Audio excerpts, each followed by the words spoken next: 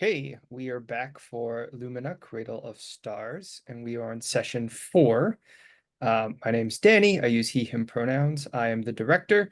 If everybody wouldn't mind going through the normal, your name, your pronouns, your character's name, pronouns, playbook, and maybe where we left your character off last time.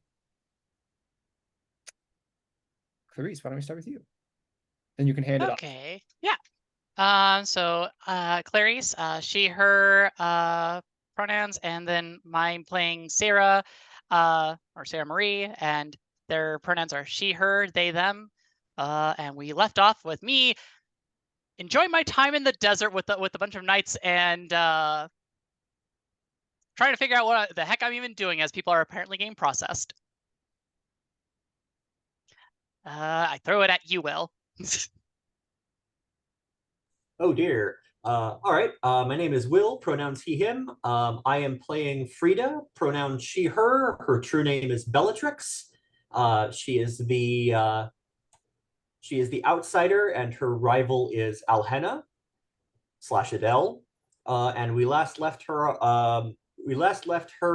Engaging in a one versus many battle with a whole bunch of mirror wolves. However, she herself is also embodying the abyss, and so from the outside, it's not entirely sure who the good guy is or who's winning.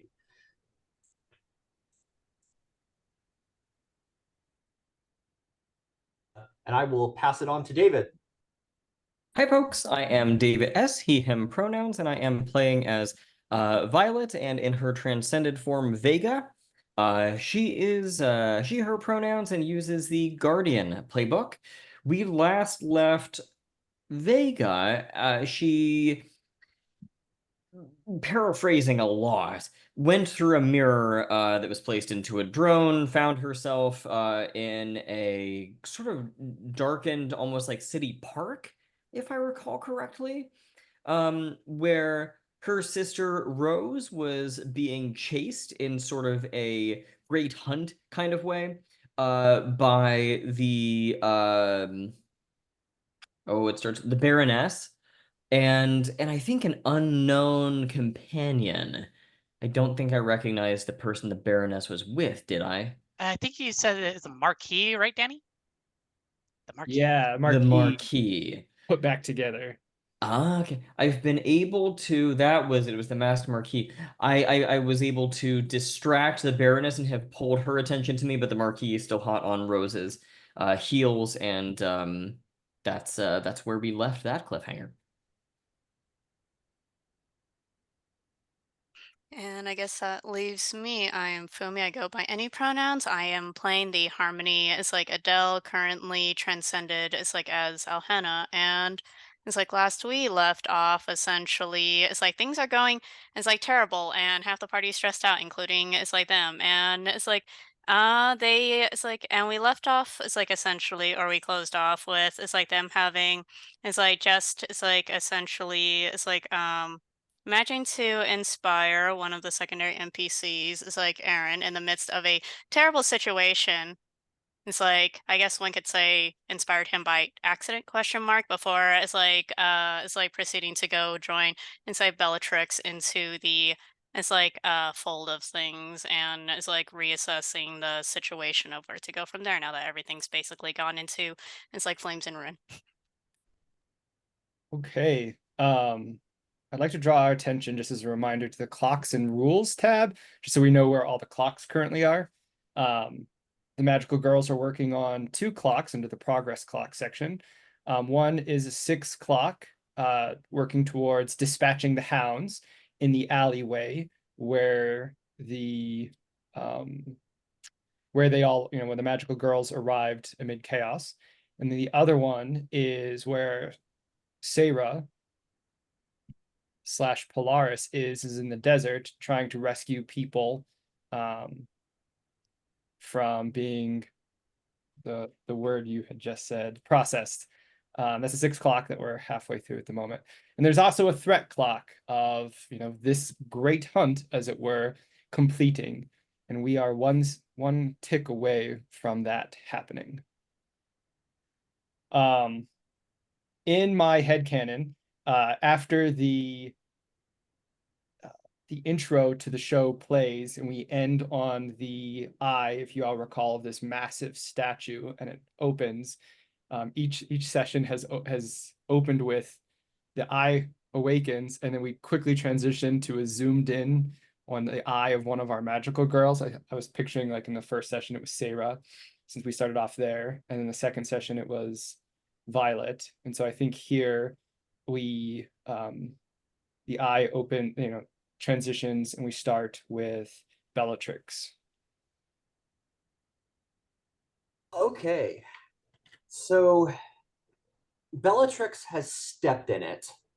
Her usual approach has caused unfortunate side effects on the battlefield. So I'm sort of imagining the battle is very much a bunch of dogs or wolves trying to take down one bear.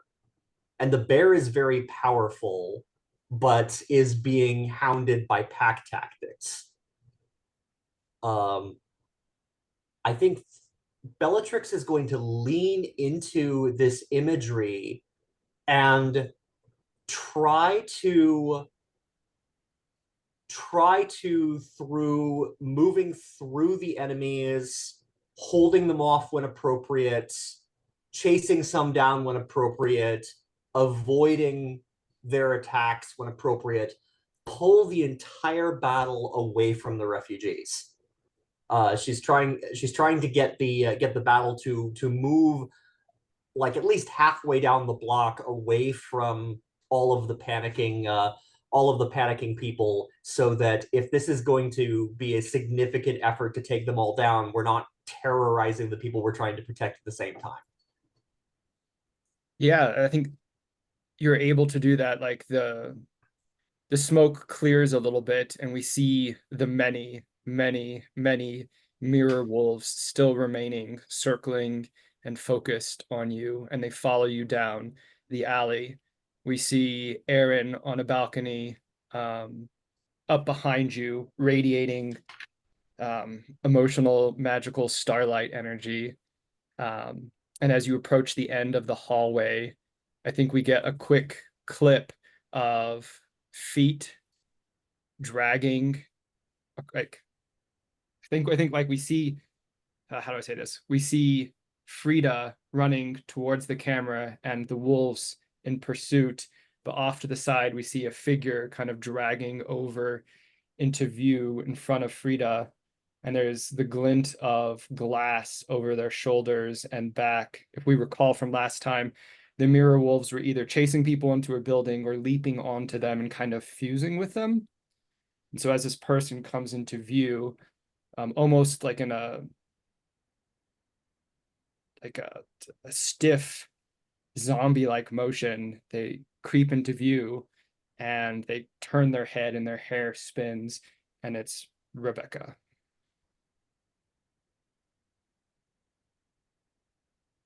What do you do?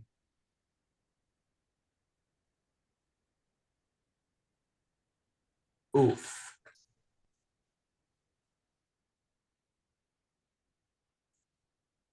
This is...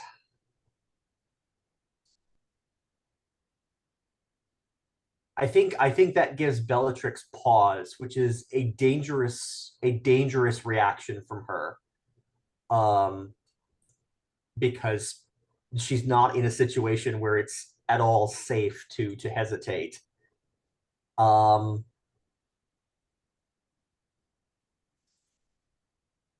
think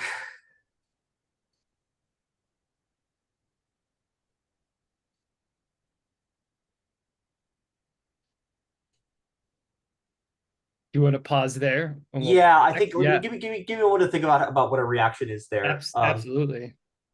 So I think our view passes over the shoulder of Bellatrix and dives into the darkness of the building and through a mirror, spilling out into sunlight. And we see Polaris there with people scattering and, cloaked figures in gray steel masks, beginning to recover from being surprised and gathering their wits about them and starting to surround Polaris. Yeah, and so Polaris actually is one, like, this is exactly what they want. They want to give everybody the opportunity to escape. So the more the knights come at them, the better. And so they're actually, the moment they have this moment here, and they're seeing this is the opportunity to potentially get all the people out at this point, they're going to kind of focus their kind of energy and kind of this connection to the various little bits of time, and kind of like reaches out and kind of grasps a hold of a bit of time. And one thing is with this action, I will already be choosing to push myself right away, as I will then kind of, as I kind of grab it, Sarah just kind of snaps their finger, and glass shatters about them, and the knights blip out of time for a brief bit in the attempts to basically get everybody else out of here. Awesome. Okay. So the knights are suddenly not here for the time being as they fade into a different part of time or out of time. So I think you're in a controlled position here, and the people are panicking and went from in the middle of Neo Jupiter to suddenly in the desert being hounded by mirror wolves. And the only point of escape is into the desert or back through the mirror. So I think your effect is limited. That's fair. I will like to trade position for effect. Yeah, okay. What does that look like as you act more in a more risky fashion for greater effect?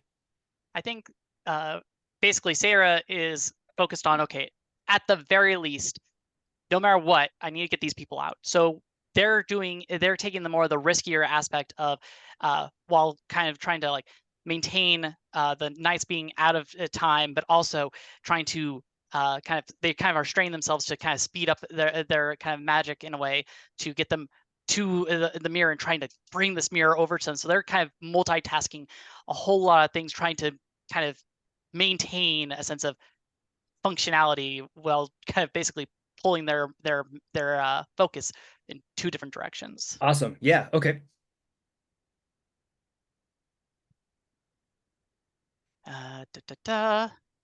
So it's right now risky standard. That is correct. And I would say this is probably what kind of action would this be? I'm pretty sure this would be let's see here, between probably flow and defy here. Let's see, flow up to here, certain this. You might or defy, strength your courage and pace up. Yeah, I think it's probably going to be a defy, as much as I hate that how low that gives me on dice. Sure. Okay. So, and I pushed myself automatically to even do my thing, so that means I technically have one die. I don't know if I have anywhere else to pull from for die. No, I do not. So I have just one die. Yep. Does anyone want to use Never Alone or Links before I just decide to roll with this one die and see what happens? Well, I've already spent all my links. I could as like assist, but I'm not sure you. You sit down now, Hannah. Your stress bar is too frightening right now. I'm being kind of stingy with the links I have with you because. Oh yeah, no, because there's much worse situations going on for everybody else. You know what? Yeah, I think I'll risk it. I can throw in a die if you'd like. I think. Don't I have links with you? Oh yeah, you do. I've got 3. I can spend 1. Yeah, you technically can use those with anybody too, since they're my links with you. So. Oh, that's true. Okay, yeah, I'm gonna take 1. All right. Okay. 2 dice. I feel a little bit better about my potential outcomes. What in this moment do you recall about Vega or Violet that inspires you? I think this is just that thing of like, what's been always inspiring Sarah, and one reason why they had this terrible promise of trying to protect Vega is Vega's always just kind of putting themselves out there, trying to protect other people, redeeming people. Like, just Vega's like general like thing is always in the care of like everybody being affected, and I think that's why she's kind of inspired to kind of take on this riskier action in general. Okay. Oh, okay, I got a mixed success at least. That's at least something. I'll take my mixed success. Okay. So, whoops, I didn't mean to open the calculator. With a standard effect, that's 2 segments. So there's 1 remaining on that clock.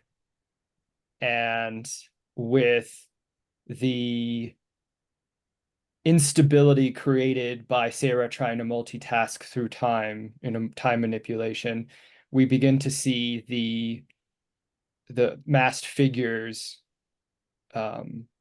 flicker back into the desert as the complication. You're welcome to resist that if you would like. Well, they're gonna come back anyway at the end of my action. So I think.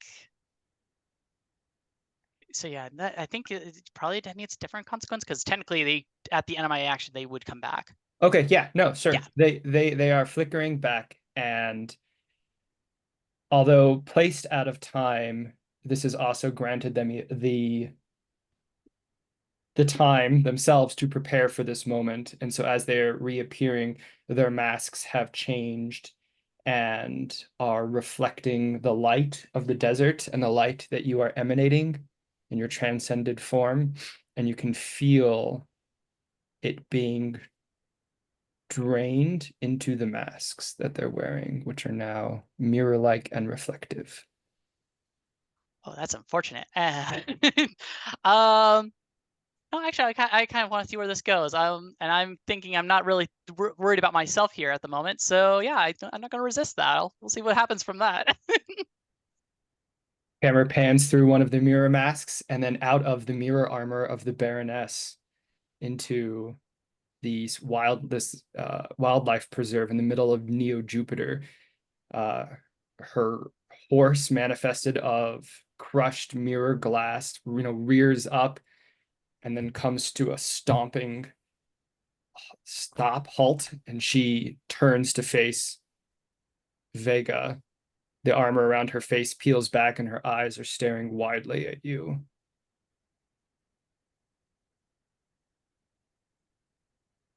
What a surprise seeing you here.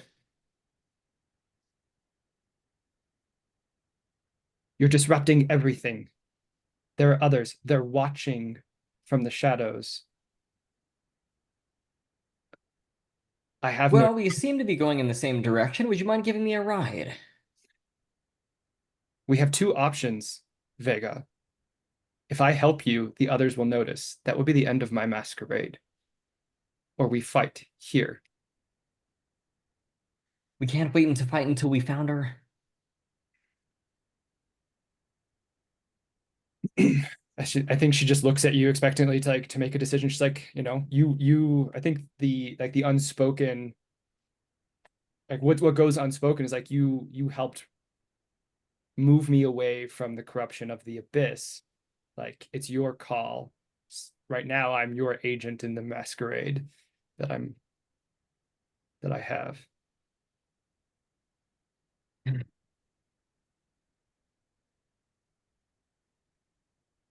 Do you want insider information, or do you want to save your sister?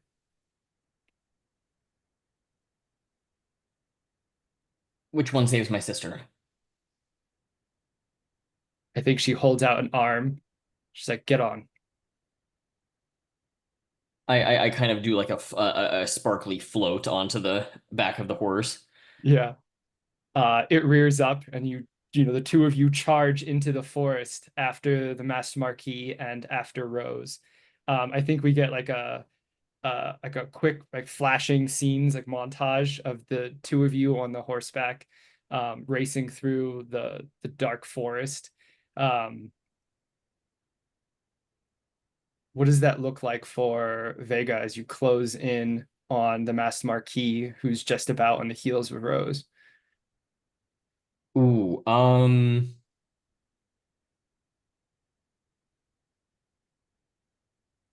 I picture the forest as being very, very dark and kind of creepy. There's like eyes of various glowing creatures kind of in the background, and there's no clear um through line to the sky, like it's all just tree canopy overhanging everything. Um, occasionally there's even like, why are there three blinking eyes instead of two? What kind of creature is that? That kind of thing is going on. Yeah.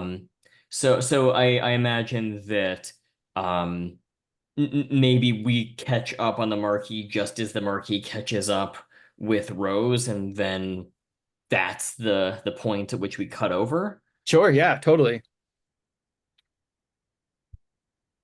Okay. I've got my spear out, of course. Yeah, of course. Yeah. Um, so I think that's so I think that's where we cut is everything's in mid motion, and we're not sure exactly how that's going to shake out.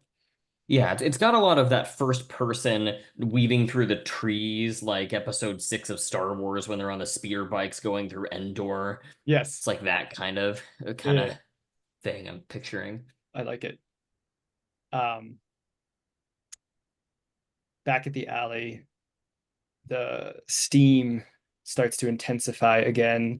Um, Alhenna, I believe you were descending from the balcony near Aaron to go aid Bellatrix when Bellatrix started running down the alley.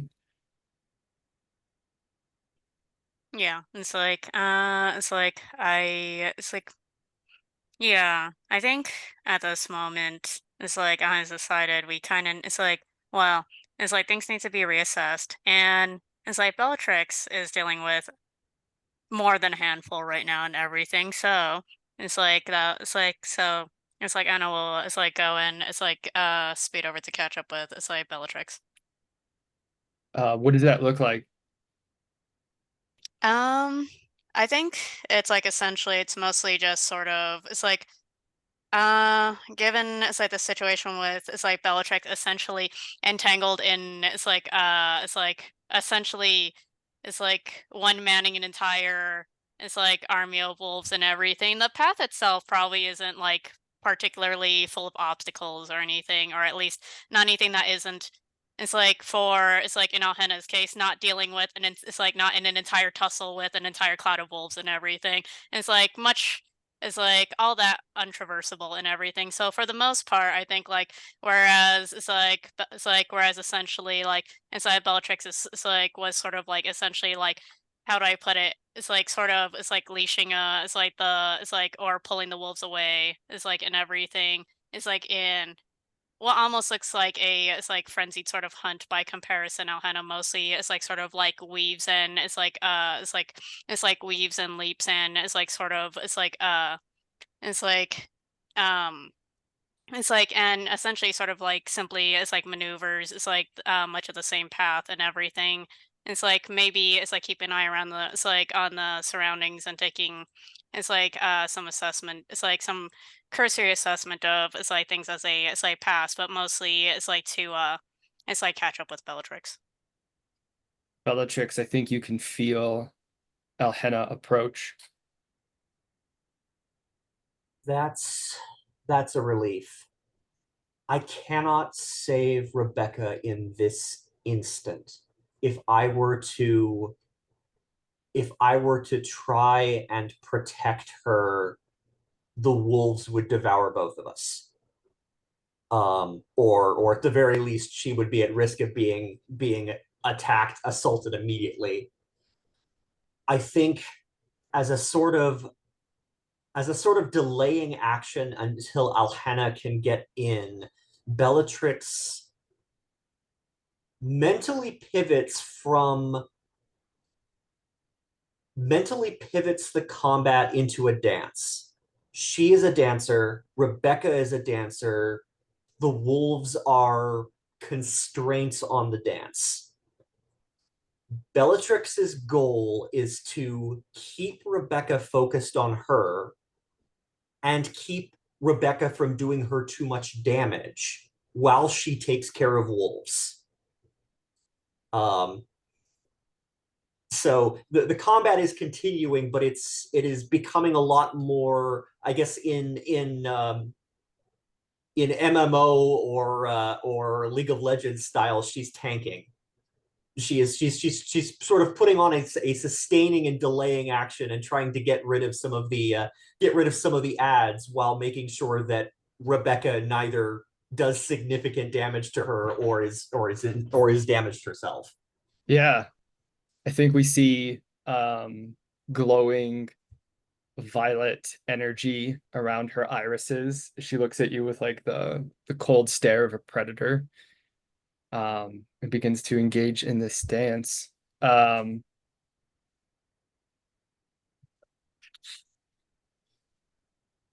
do we want to cut here and then come back to the roll, or do you want to roll now and then we'll see what happens? Let's roll now. This is going to be a flow roll because I am at this point I am treating the battle like a I am treating the battle in very much like a pageant, like a parade sequence. And I'm going to assist. Oh, okay. I don't think you can actually, unfortunately. Never alone can, kind of thing. I have engaged a foe, and neither of us may back down until one of us is defeated. Wait. And only I forgot, but only your rival can assist. Yeah. That's the kicker. I forget about that. Well, that's unfortunate. Good luck. Bye. However, you still can't help because I can feel Alhana coming, and I know that you're responsible for this, Polaris. Like, you were the one who pulled us together in this moment, even though I have no idea where you are, and I can only hope that you're on top of whatever you're dealing with. I can feel your hand in the fact that we're here at all. And I'm going to spend my penultimate link with you to recover 2 stress and then immediately spend it to push myself. Nice. I like it. I think this would be desperate standard, but because Aaron is nearby and you can feel his hope radiating from him, you gain great effect. Sweet. I will roll 2 dice of desperate standard. What's the worst that could happen?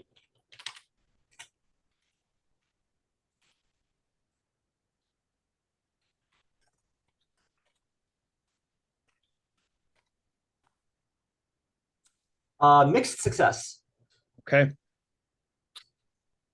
All right, so let's go ahead and why don't you give me some description about what this looks like on your end first, and we'll mark those 3 segments on the clock.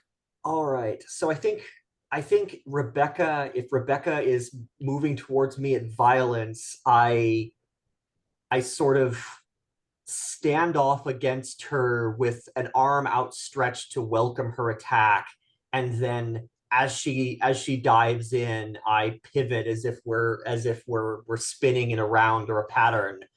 And as the wolves and Rebecca sort of swirl in a maelstrom of activity, we are like 2 points in a tightening and swirling pattern, with a third rapidly approaching. I think the wolves are nowhere near as agile as the 2 of us are in this position, Rebecca and myself, and they start colliding with each other. Glass is smashing as they accidentally trip over each other. There may be a situation where Bellatrix is able to land and like stomp on a wolf as she's coming down from a twirl. The battlefield is getting thinner, but it's also getting clustered more tightly around the two humanoids. I think, yeah, as they collide, possessed Rebecca like stops for a second, like a beat in the dance, and she opens her mouth wide and her eyes glow, and she screams inky black darkness at you, just unleashes the frustration and the despair and the sadness and the hate that has been welling up inside of her. And so I think this is severe harm coming your way. I'm gonna have to resist that. So that's that was level 3 harm. You also have armor too. Oh, I do have armor. So armor can be used when transcended. Mm-hmm. Okay. Yeah, I think the inky blackness. I think regardless of whether I'm going to be resisting this, Bellatrix just basically takes this on her mirror armor and tries to sort of soak what she can and let the rest roll off the mirror.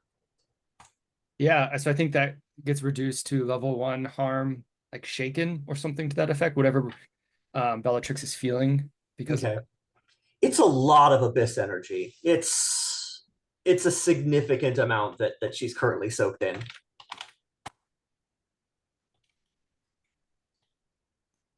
I think we see in the desert the masked figures drop back into this time and space, and the light is reflecting from what is now reflective masks that they are adorned with. And it at first it reflects the light, and you can feel your power, Polaris, like pushing back against you. And then there's just like a dam opening, and everything starts rushing through the mirrors, siphoning the light and the emotion and the expression and hope from this space. Oh goodness. And it's apparent that it's because of the knight's mask helmet things that are causing this overall. Yep, and they're just like slowly stalking around you again, so that you're going to be in the center of this siphoning. Okay. Yeah. So yeah, I think this is pretty much like, once again, Sarah's like, okay, this is really unfortunate, but the people are yet to get out, so they're still focused on me. So Sarah's ultimately going to still, once again, try to kind of deal with this where the people can at least get to the mirror and get out potentially. But ultimately, they will try, keyword try, to possibly kind of go kind of like, and kind of like basically try and, like, with their time magic or whatever bit they can do, kind of work during the siphoning to try and like kind of pulverize the masks potentially off of them to see if that like will work, like just basically almost like trying to like clobber them in a way that will cause a mask to fly off. So if I'm understanding correctly, you're going to try and use your time magic, you said, to clobber these folks, Yeah, to try to get more time for the others to escape. Yeah, basically try to give people time to escape while also prolonging my my situation here, because naturally, so long as they're focused on me, the people are going to eventually kind of get out. But I need to prolong my sustain here. And so it's that thing of like kind of flitting in and out of time myself as I kind of show up, try and then like smash or like yank off the helmets of the knights, whatever I can. Basically, I'm just trying to kind of flip myself around and try and nab these helmets. Cool. Okay, so I think we cut away from there as you begin to phase in and out of time, and we jump back to the dark forest. Mid leap, question mark? What do we see Vega doing at the moment? Or should I set the scene again? No, I think that's okay.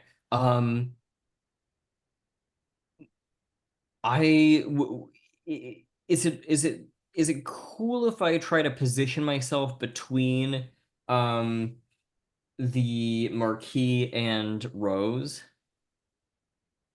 So the way I picture myself doing that is by essentially leaping from the horse, jumping, leaping off of the tree trunks as I kind of move forward, and then land with a flourish between the Marquis and his mount and Rose as he's about to corner her. Nice. Yeah.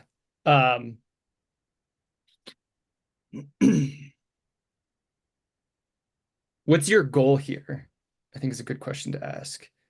What is it you're trying to accomplish? You've certainly, I think, positioned yourself between the two of them. The main goal is to protect Rose. The secondary, if I am allowed one, is to defeat the Marquis. Okay. So I think the Marquis rears his horse and sets the hooves to come down upon you.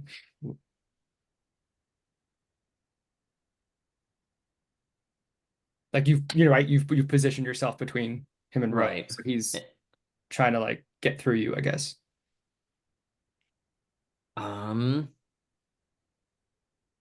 I will try to sidestep, plant my spear in the ground, and use the shaft of the spear as something that I can kind of spin around as I roundhouse kick him off the horse. Yeah, awesome. Okay.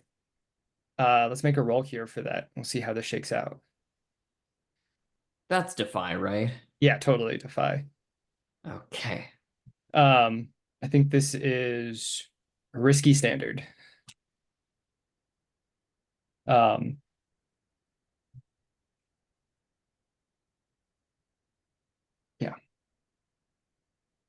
Okay, so defy has got 1 in it. Is that it then? Just 1 die?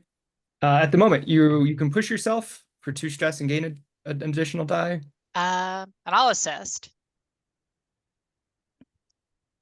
Okay, so that would get me to 2 if Polaris is assisting, which is cool with me. So that gets me to 2. I'm okay with 2.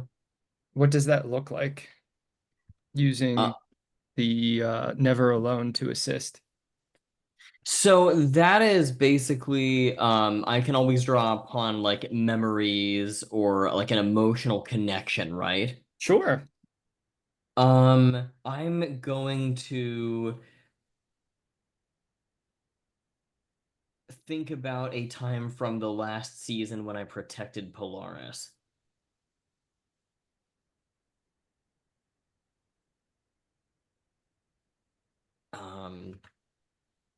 So let me just make sure. I want to make sure I don't have any other things that I can utilize here. No, nothing just yet. Okay, so we're rolling 2. Okay. Double 5s. Okay. So you succeed. What does this look like on your end? He is kicked off of the horse with a crack, flies, hits a tree, the bark splinters and kind of flies off. He hits it with such force, and he sort of collapses to the ground. Maybe able to get up. That's kind of your call, but yeah, no, I'm thinking there was just this explosion of tree bark and splinters flying everywhere with the tree kind of like cracked a little bit in half. Yeah, I think what this looks like, yeah, exactly. Like you go up and you kick him and he splinters apart into a bunch of pieces, barely held together by magic as it is. And because of the momentum and how he breaks apart, I think the consequence that we're looking at here is your momentum's gonna carry you with him, and you're gonna be like encased and trapped along with him off to the side. That works. Okay. You're welcome to resist that if you would like. That is the complication. Actually, no, I think I will. Okay. And by the way, can you hear me okay, or am I getting really quiet on your end? You picked back up. Okay, I'm not sure what the deal is. This mic is 10 years old at least, so I don't know. Okay. So resistance. That was This is the defy. first time I've resisted in a long time. That's defy again. So you rolled defy, so you're gonna use sun, and we have unshakable. So don't forget to add that additional die. Okay, Two so I have dice. 2. Yes. Ooh, snake eyes. Ouch. Not good. Yeah. Goodness. Hey, you caught up to us in stress. There we go. 5 stress your way. So I take. Wait, do I take 5? Actually, it's like, no, it's like Vega has Indomitable, so it's like she suffers at most 2 stress from resisting Ah. consequences. Nice. Yeah. Yes, thank you. That's true. Good I did call. take that. So I only take 2 stress. Correct. Sweet. Okay. Yeah. And he yeah, just as you described, splinters apart into the tree and you are free from his grasp. We cut back to the I guess I want to leave us off there real quick. Rose turns real quick, sees everything that plays out. Behind her, a little further into the dark woods, you see a massive shape of glass and mirror and occasional flashes of light from within whatever it is. And what is when Rose transcends, what is her magical weapon, or does she have one? Roses. I don't even know. That's a good question. We never determined that what her weapon would be, right? Yeah. You can think on it if you want, but whatever it is, she manifests it and turns from you and continues into the forest running. What if she had like a really cool ranged weapon? Like she has like a huge bulky bow and arrow or something like that. Yeah, like totally anime style, like this way too big thing. Right, no, it's like as tall as she is and is, got spikes and stuff. But it looks very cool. I like it. Yeah. Awesome. So she pulls that out of the air and notches an arrow and stalks further into the woods towards this massive thing, leaving you behind on the forest floor. So we cut back to the alleyway. Wolf-possessed Rebecca has just unleashed a torrent of abyssal energy at Bellatrix. As you arrive, Elhenna, the wolves temporarily abated, but not much diminished. Can I tell what is like Bellatrix's? Well, I guess I could tell what Bellatrix is doing, but I guess like, it's like, would I be able to tell like what is like the intent behind it is in a sense? My intent is to try and recover. My intent is to try and recover Rebecca from her possession. That's my primary goal here.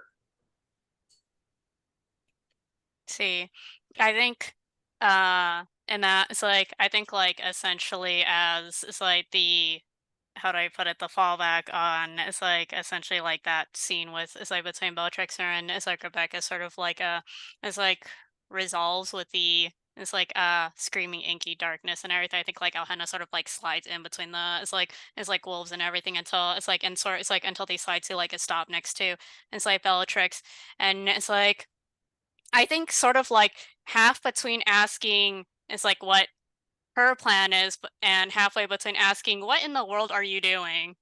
And it's like and I think like sort of just comes out as what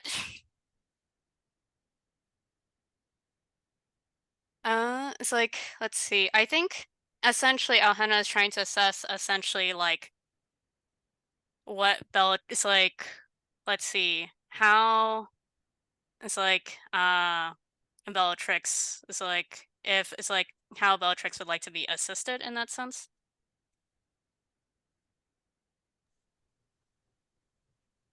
I think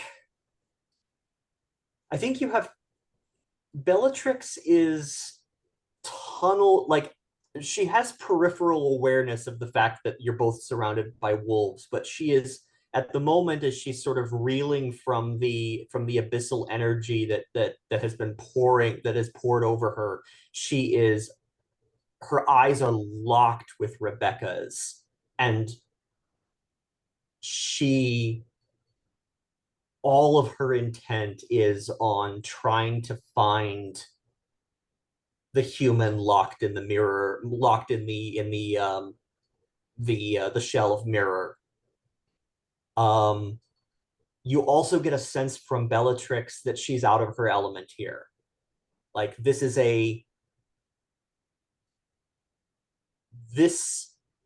she lost contact with Rebecca, and she wasn't able to protect Rebecca from this, and she's not sure she's going to be able to protect Rebecca from what comes next. But she is going to throw herself on that. She's going to throw herself into that situation without seeing any other options.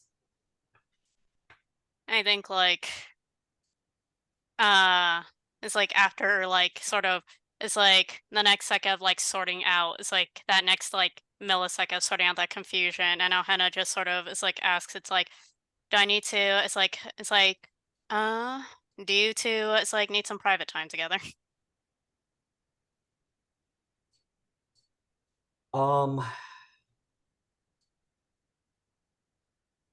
Can you keep her safe?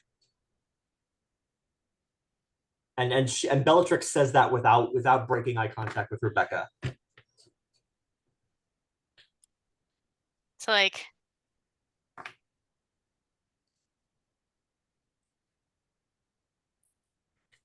I think it's like, let's see, it's like Alhenna's not really it's like the kind to it's like go about making promises willy-nilly, but I think it's like but I think it's like their response to that essentially as a sort of it's like and I think like it's like you probably see it's like oh it's like a wolf jump in and they sort of like it's like and I think like it's like a brief scene of like basically it's like Alhano probably sort of like it's like sort of like leaps and sort of like springboards off of it and everything before it's like essentially I think it's like sort of like landing so that Rebecca's between the two of them is like as like I imagine like the wolves sort of like start closing in for probably another round and everything, and Alhana simply is like responds with like it's like well it's like probably can't be any worse than it's like everything else that's it's like been going on tonight, or it's like can't go any worse. If you They get hope, her, at least. if you get her out of here, I can deal with the wolves. These things are nothing.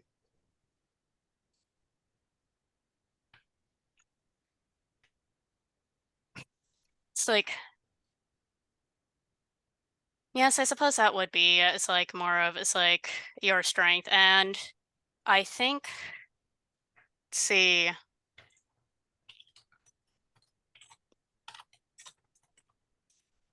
Yeah, it's like, I think essentially we could, it's like cut away from this and everything and return back to it. It's like later, but this will probably lead into sort of group action, I think. Okay. It's like, yeah. So I think Alhenna lands where you described, and we cut away, catching up on a few things. Clarice, you have a question that you needed to ask Yeah, I Violet think, / Vega. yeah, and I have to take it from their playbook, right? I think that's how it works. Ask the player one question, or is it they ask me? Like, who's asking the question? Protagonists may use teamwork regardless of the distance separating them. When you assist a teammate from afar, Okay. ask that player one question about their character from your Oh, from my gathered. gather info. Okay. All right, so while you're thinking about that, also not to make it too Oh, yeah. difficult, when I updated the character keeper, the unlikely hero has 3 transcendence dots. Yes. Okay. I already knew that. I was Okay, already okay. playing along that, so I Cool. didn't worry about that. Awesome. Okay. All right. So, oh gosh dang it, where did it go? So yeah. Goodness gracious, why is the playbook keep on moving up and down? Like, let me just stay in one place. What is Violet's unmet needs? Oh, good question. Unmet needs.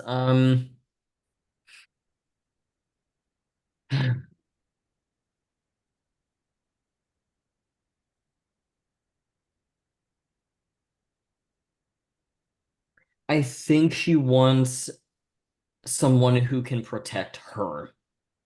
she's always protecting Rose and everybody else, and she doesn't have anyone who she feels is there for her, if that makes sense. Yeah, no, that's perfect. Love it. Just file that away for later usage. As you're flitting through time, you can feel this weird resonance, like something massive, something large moving just below the surface of reality. Oh boy. Though I can't really do too much about that. I think that's just more of like a looming thing in the back of my mind as I'm just dealing with whatever's happening right now. Okay, so I think we have a role here where you're trying to get the last remaining few to escape. Yep. Just try basically finish up that clock, which I only need to like actually at least even succeed at all to get that moving. Yeah. So what are you thinking of rolling here? Well, I think because I'm kind of doing this, like kind of flitting through time and kind of showing it behind them, and kind of like almost kind of going with the flow of time. So I think it's flow, probably. I think so. Yeah, that makes sense to me. You're sitting As at much as I 0. love rolling with bad dice today, and let's see here. Do you have a good present promise for me here? This is open to the table too, so if anybody has any ideas.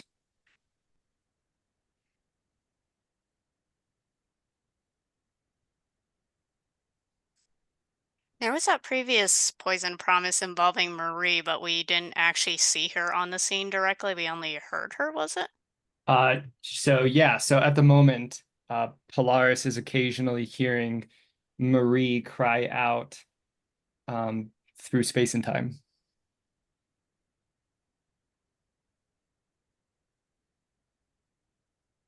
If we don't have any good poison promises, I can just live without it. But yeah, if anyone has any. I was gonna say, like, we haven't seen a thing of Regalia since it's like she went missing, which is to say, since she's been missing since literally this is like it's like we haven't even seen her so far this season because she just disappeared right from the start. There might be something with her. Could there be something from an alternate bad timeline that catches a ride with Polaris while she is skipping through time? That'd be kind of cool. Oh God. Um, I brought somebody with me. I don't know what, but I brought something with me. That could be. yes. Okay. I'm not sure exactly what this means yet, but it will definitely be something. But like building on that, I guess ending that, I think we can call this you have the the gaze of the sleeper or of the dreamer Okay. is fixed on you. I don't like that. I love it, but I Okay. don't. I have a general idea of what that means, but the specifics Oh wow. we'll figure out. We'll figure it out eventually. Okay, so I have one die right now. Yes. So And I don't even know if this is risky, desperate. What we got here? Oh boy. I think this is standard effect. They're focused on you. So, if you succeed, the people will free. It's just standard effect. I think position wise, I can't see anything but desperate. Yeah, I was thinking it was desperate in general because once again, my magic is being drained out of me here as I'm doing this. Yeah, and because we're messing around with timey-wimey shenanigans, I think we're looking at finishing the time running out clock.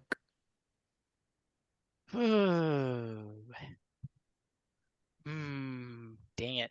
Okay. Goodness gracious me. Well. All right, yeah. I have one die then, I guess. One whole die. Woo. Unless anyone wants to add anything else in there. I can spend another link if you'd like. I mean, I'm up for it. I mean, Yep, those are going to disappear anyway. I got 2 more, so let's go ahead and spend another. That takes me down to 1. All right. Let's go. Please be good. Oh, God. Oh, come on. Really? Oh no. Oh, Oh, bother. please. Let's take our 10-minute break. Nice. No. No. See you in 10. So what do we feel? All right, so you can feel hope, happiness, friendship, the things that connect you to the people of the world, draining out of you, drawn like poison from a wound. That's the first consequence. And the second is ticking the clock of time running out. And that's where I'm going to use the last bit of my time still being allowing Transcendence to say no to you. And that the way I look at that with the clock stopper also is just in this kind of moment to add into how my Transcendence is going to ultimately kind of fall off is just like Sarah's breath kind of like comes out like in kind of like ice, kind of this kind of chilling kind of thing, even though we're in the desert, and like a giant magic circle kind of coming over the kind of above them as they kind of in a very realization of like this is a messed up situation for everybody and wants to give it a little bit extra time. She kind of in a way uses kind of like slows the uses the flow of time to slow the abyss's movements. What about so we don't move the clock. What about the level 2 harm for being drained of all those good stuff? And just because I use the clock stopper and I feel like that's also where my thing kind of ends in my thing picture of the transcendence kind of falling off, I don't think I actually have armor for this. So I will actually just treat this as I'm not resisting it and I'm going to just take whatever happens from there. Yeah. So I guess level 2 harm. Ooh. Something about, that part of you being missing. Oh, okay. I know exactly what I can do there. So awesome. I think we kind of have an action sort of lined up in the alleyway, so I think I want to jump back there. Yeah, go. Sorry, Fumi. Bellatrix is letting Alhena take the lead here. Oh, don't worry. I don't think Alhena would have any other way. It's like, don't humor them on that, but it's like, yeah, I think it's like essentially, it's like Alhena is sort of going to, it's like, how do I put it? Start leading in a sense for a group action between the two, where I think it basically sort of looks like, in a way, like now that it's like, Alhena has like Rebecca between them and everything. What this sort of looks like is basically, I think, like it's like in a sense, like the dance sort of like starts back up and everything, and like in a sort of where it's like Ahana sort of like takes a lead and I think sort of like circles around it's like the two and everything, where like in a way that's sort of like it's like where it's like the dance between Rebecca and it's like Bellatrix is like starts up again before it's like Alhena sort of like circles around and then cuts between them and everything in a way like that sort of, it's like almost like an exchange of partners where it's like, oh, it's like Alhena was going to initially take the wolves and then instead it's like, oh, now it's like Alhena is taking it's like Rebecca and then letting it's like Bellatrix basically like sort of it's like continually shooing it's like the wolves away and everything so that the two start to it's like part, and it's like, and I think like from the outside it's like it pretty much looks like a it's like in a waltz when two pairs essentially exchange partners is like sort of thing. Okay. What action do you think you're rolling here? I would say it's like I'd say that's flow because it's like Alhena has some very dance heavy motifs in a sense, and in a way is sort of, I would say, yeah, this is basically adapting to the circumstances because Alhena kind of jumped in here It's like sort of like, okay, what's the plan? What are you doing? So I believe your goal is to basically remove Rebecca, wolf-possessed Rebecca, from the pack so that they are a separate entity, and to get them away safe. In a sense, I think like yeah, it looks like that physically, but I think actually the intent is more so it's like actually more on an emotional level where like essentially it's like Alhena has now taken over to trying to essentially it's like a tank swap where like Alhena is now like okay, it's like I guess the off tank is here to sort of like peel off the it's like boss and everything, and now it's like take on the sort of like what is like whatever dance that Rebecca is basically it's like going for it, and it's like everything, and I think like whereas the dance between Rebecca and Bellatrix was more it's like it's like basically like more maneuvers and everything. It's like with Alhena, it's like okay, so here's a tidbit I didn't think was going to actually become sort of it's like relevant. Alhena's concept is actually based off like the Takazuka, it's like review performance girls, which is basically theater girls and everything, and a lot of their thing revolves around music. So it's like imagine like basically on it's like the whole thing where like it's like with a musical where like oh Alhena is now leading Rebecca away and you hear the music start up and everything, and it's like in that sense whatever dance that Rebecca is now sort of like is starting up, but this time with the new partner. It's like for Rebecca and everything. It's like music seems to like sort of magically accompany them in a sense. And Alhena actually it's like sort of like it's like and it's like Alhena like initially like starts with a hum and then you actually hear like it's like something lyrical sort of like drift from them and everything as they start singing. And so I think this is basically like in the process of this, Alhena is basically trying to do what Bellatrix is sort of asking and everything. It's like where it's like protecting Rebecca, and by doing that, it's like, and for Alhena, I think doing that means sort of like soothing them. It's like soothing her. Yeah. Okay, so I started at 4 o'clock. We'll see how far we get on it. I think because of the torn focus and being so close to the rest of the pack, we start off at limited effect, but Aaron's nearby, so that boosts your effect to standard because he's still radiating, you know, starlight and hope and whatnot. And I think your position is risky. Rebecca is a mirror wolf possessed abyssal creature. Can't be good.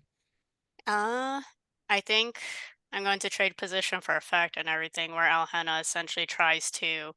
It's like it's. I think it's harder on Alhena. It's like on Alhena because unlike Frida, Adele does not personally know. It's like Rebecca, and so it's like essentially to it's like really get into like sort of soothing. It's like, and I think that sort of like shows in like the physicality and everything, where it's like, oh, it's like Alhena essentially sort of like has to it's like go especially close and personal to it's like Wolf Rebecca and everything, and essentially like sort of compromise it's like their own it's like distance in a sense and safety to try to reach out to her. Yeah, 100%. Okay, so that will be a flow group action, I think, as Alhena drags away Rebecca, and I think Bellatrix drags away is like the wolves. Is like, does that sound alright to you, Will? I'm cool with that. Okay. Let's see. So, and then Are we able to assist a group action? Mm-hmm. Well, I'm gonna assist since I have one room for that now. So you just have to pick which companion you are assisting. You We know, both have one die on this. Mhm. uh, I think it also makes you both vulnerable to the consequences. so you know, I will throw it at Alhena since they're the leader of this group action. actually, I think you can assist Bellatrix because I think my it's like perfect pitch my is like be involved in this is like which would give me a +1 die.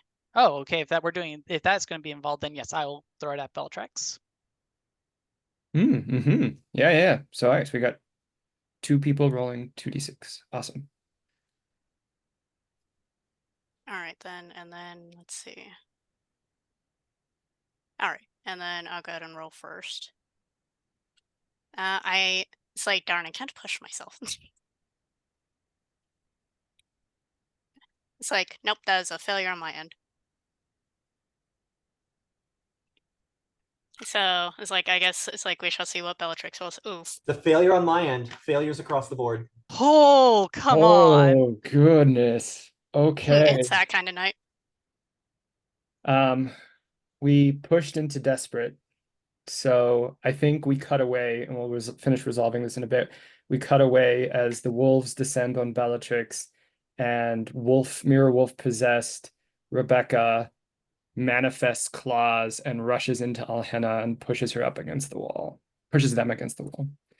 Back at the wildlife preserve, Violet, Vega, you see Rose manifest a bow and charge in after something large deeper into the woods.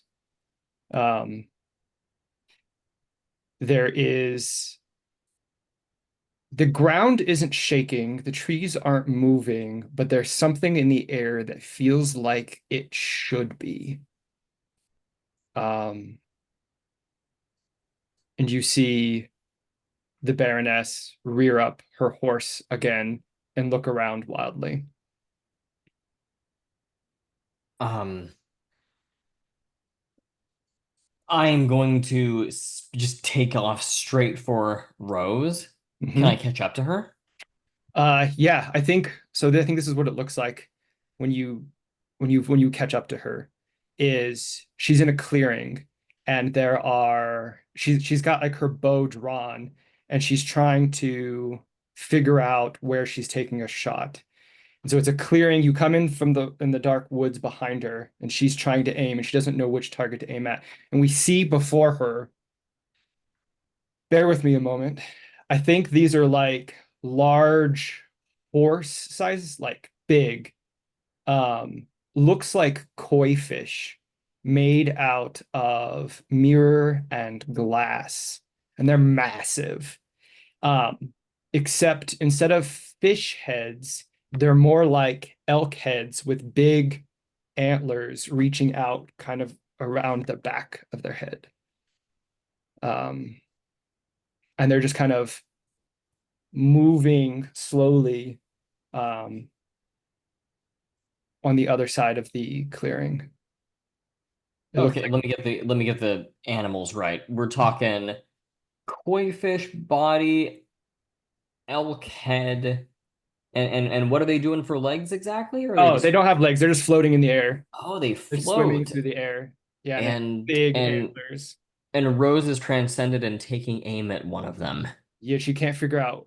Like she's hesitating, and I think just on a glimpse you can see kind of like what we saw at the first mission of season 2 when we saw Ian inside a big mirror beast. We see two figures, one in each of these big mythical looking monstrosities.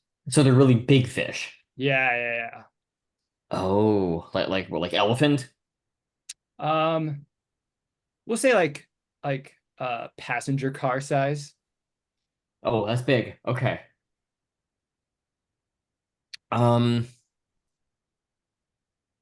would it be tonally appropriate if there was a shot of her like taking aim and then she hears a voice from above go, "What you doing?" And she looks up and I'm like on a tree branch, like looking down at her.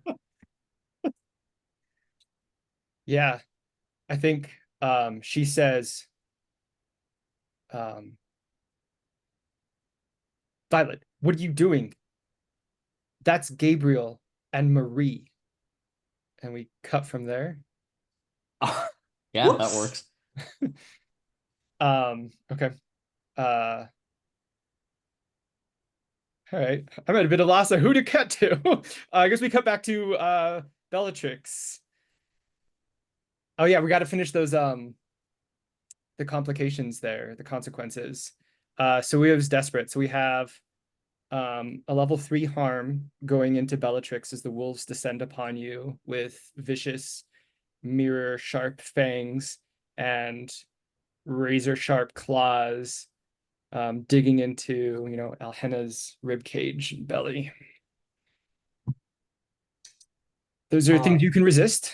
So level 3 harm coming towards Bellatrix. And to Alhenna. Bellatrix will resist.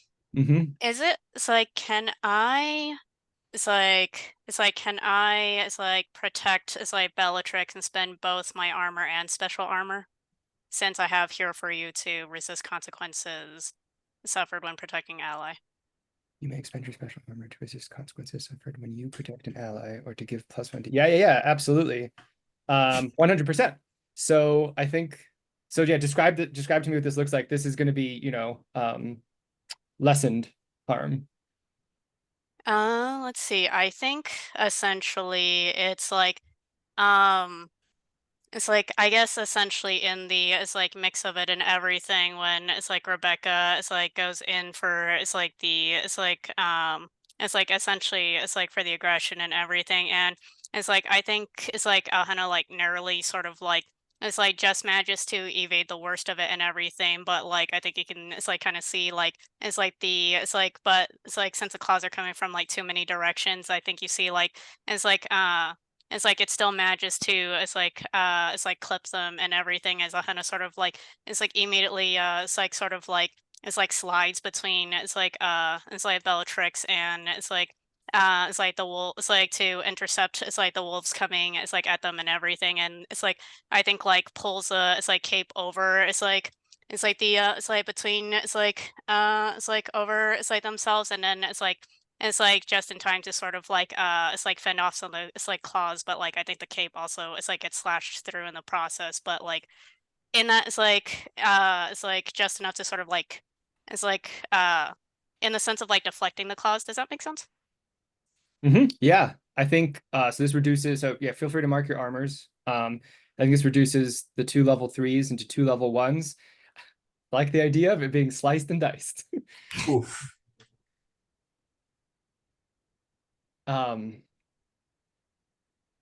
I believe there was a question that Clarice needed to ask. Yep, which is, what are you really feeling, Bellatrix?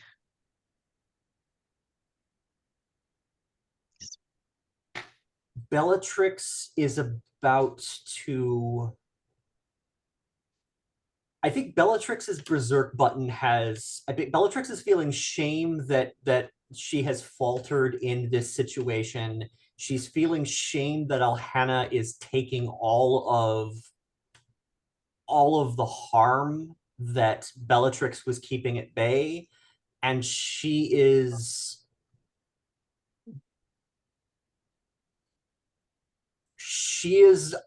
about to start behaving rashly.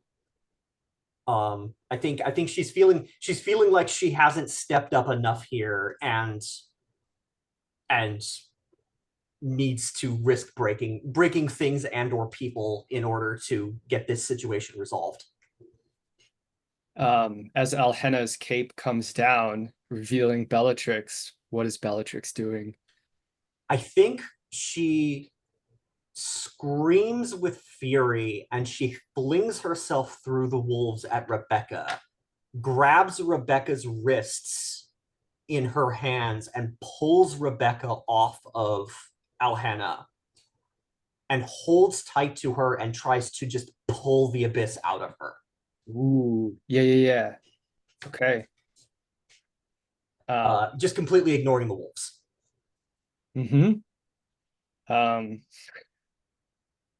Geez, we're just earning experience like crazy. Okay, so I think this is desperate. I have level 1 harm, so that's reduced effect. Okay, so we're at limited, but because Aaron is still here radiating, we're at standard. I am going to push myself and trigger an eclipse. Push myself for a die and trigger an eclipse roll. Okay. We'll do the eclipse after we resolve the roll. Okay, and this is my last. Treating the group action as transcend action 3. This is my last transcendence action. Okay.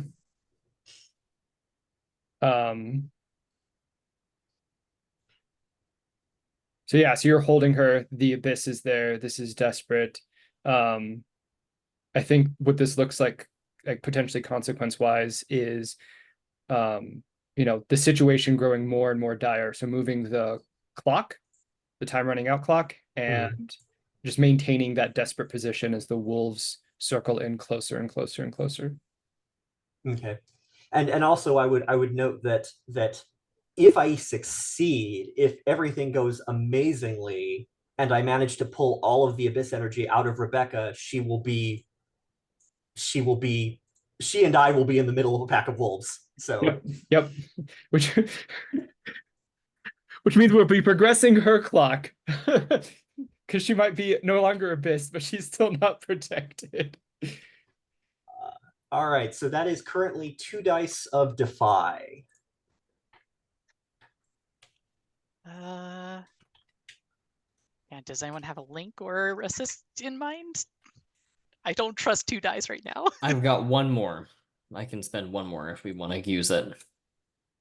It's like, I don't know. It's like, yeah, it's up to you. I'm gonna so if I roll a 4 or 5, then another protagonist can spend a link to stop the eclipse.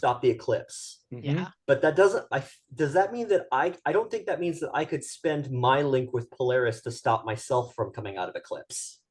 No. So in that case, I will spend the last pip I have on Polaris to give myself an extra die here. So it's 3d6 of defy. Actually, no, I should save that for the eclipse roll.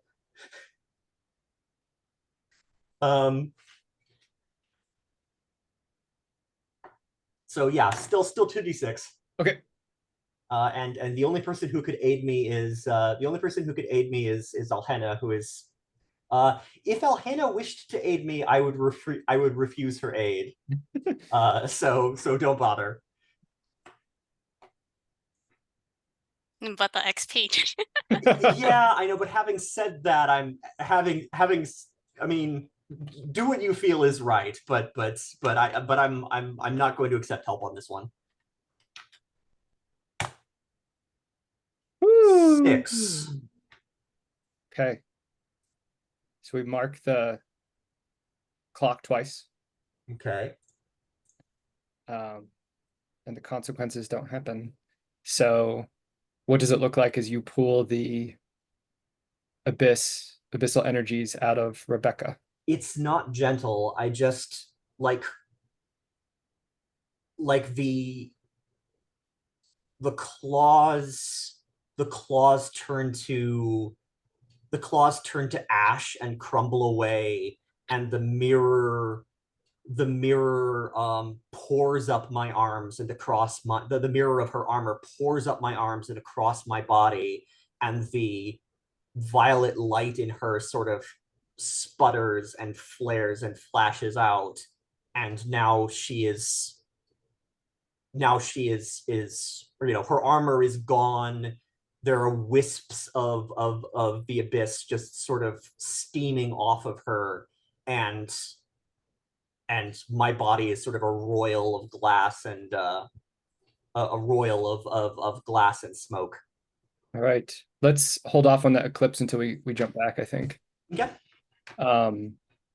We cut to the desert where we no longer see Polaris. We just see Sarah Marie being surrounded by these these figures with now reflective masks, and light and hope funneling into them. A few of them turn away and begin to fix their gaze on the people trying to escape. And yeah, just to add a little bit to that, when I had done my little like magic stoppy time thingy, I was like probably like a little bit like kind of in the air, as then I like my magic dispersion, I kind of fell down and kind of rolled into the desert for when I got surrounded. And just kind of picking, and Sierra picks themselves up, and seeing kind of once again the knight's now going for the people, and things are just not going at all according to plan. Like it very evidently tears kind of going down her cheek as she kind of just mutters it kind of in a very hopeless kind of way. It's like, why can't I do anything right? Why can't I save even just one person this time? And so with that, she just kind of grits her teeth, and then she just charges straight at any of the knights that are trying to ignore her, just like go head on into them. And the last desperate attempt here to just see if they can just get the last of these people out of here. She's desperate for any kind of success here. Mm-hmm. So I think we are at limited effect, but that's kind of fine because you'll need one segment to finish that clock. And we are at desperate position as well. Yay! I feel like in this weird way is kind of an expression actually of my despair and hopelessness that I'm doing this, and not necessarily out of courage like Defy. So I think it's actually an express in this situation. Yeah, I think this looks like, they're continuing to drain you of harm, of your emotions and whatnot, sever you from Starlight. So I think we're looking at more harm here. Yeah. Okay, and I have -1 die, so I'm sitting at a solid 0 because even with that 1 pip of express, so that means I'm still rolling with disadvantage at the moment. Is there any mechanism for me to assist you? I'm just double checking against your playbook and the series playbook. All I can say is technically it was never alone, and you don't really have any risk of any further stress anyway. You could technically just do the assist. Yeah, there's no consequence to that technically. If you can figure out how to skin it, I'm willing to spend my last link on you for this. I've got a link too if you want it. Yeah. No, you should save your link for Bellatrix, I feel. I feel like it's worth protecting Bellatrix at the moment. Vegas not where I am. But we have a link. Links count. Okay, so we're spending the link. Okay. So yeah, if you want a Bellatrix, we could do your link. And I guess the way I could see that if we do that is, I think just the thing of like her just thinking of like how much Bellatrix in general is always putting themselves out there, always kind of going, even regardless of like whether things are going Bellatrix's way. And this is just once again Sarah just being like, I gotta follow in my friend's footsteps here, and I gotta do this. Whether it's going to go well or not, that's a whole different story. So I have 1 whole die. Okay, well. Oof. Well. Oof. You see the people running towards the mirror. The mirror's fixed to the drone here in the desert to try to escape back into Neo Jupiter. And it's like they just collapse in exhaustion and despair, and they just fall to the ground and start crawling before even that stops. And the others that are gazing upon you continue pulling out from you, the emotions that they're draining you of. So that's a level 3 harm coming your way. And I'll resist. Okay. And because it's kind of emotion based, I guess this would be kind of moon. Yes, despair and heartbreak. Absolutely. Yeah. Yep. All right, I only get 2 dice because I'm transcendent anymore. Dang it. Roll a 6. Oh, okay. Well, I'm now going to be having to do a close roll too. All right, so we'll hold off on that. It becomes a level 1 harm, continued in the same thread. So feel free to fill in whatever you think feels appropriate there. Yeah. I think I want to cut back to the wildlife preserve and then back to the alley after that. So we do have 2 eclipse rolls stacked up at the moment. So you see what we described previously, Vega, from your vantage point up in the trees, looking down upon transcended rows. So these one of them's Gabriel and one of them's Marie. They're hunting them. Wait, did you say they're hunting who? What? In those things. She looks behind, seeing if there's any other potential hunters encroaching in on this area. They're trapped in there. I don't know how to free them without hurting. They're trapped in those fish things? Yes. What happened? I didn't get there in time. I chased. It doesn't matter. We can catch up. We can figure out later. We need to get them free. Shooting them isn't gonna do it.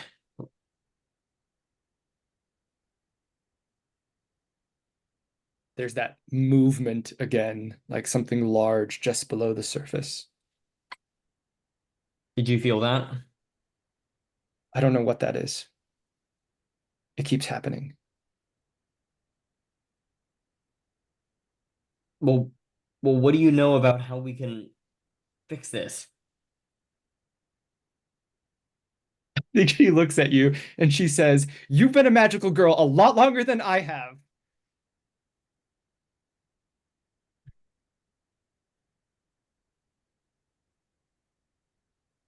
Let me see if they can understand me. Sometimes they can still hear you and communicate with you in a way. She says, "Okay." And I think she like half turns so that she's got an eye on, the periphery of the clearing, keeping an eye out. She says, "Do what you got to do."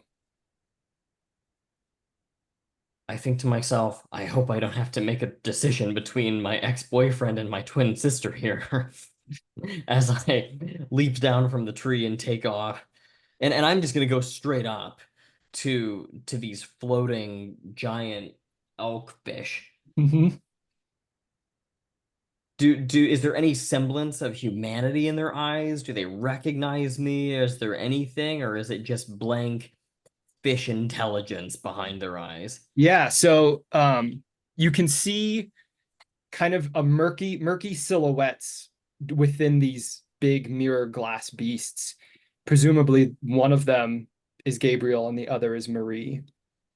But the beasts themselves kind of gently swim through the air, seeing you approach and kind of come to a slow halt, waiting for you to to close the distance with them. And they just look at you, kind of like a deer in a headlights look, like they're just watching you. Gabriel, can you understand me? I don't think there's any sign that comes through unless you like want to reach out in some way. We can make a roll here. I just wonder if there's a way I can like extend the power of love and I'm thinking the end of Spirit in a way where the guy is a dragon and like I gotta Yeah, get through to him even though he's this angry dragon beast. Like absolutely. it's kind of what I'm thinking here. So rescue people is gone, so I'm gonna clear that. That's gonna be 4 o'clock now. And this is going to be Gabriel Fish Elk. I'm gonna start another 4 o'clock.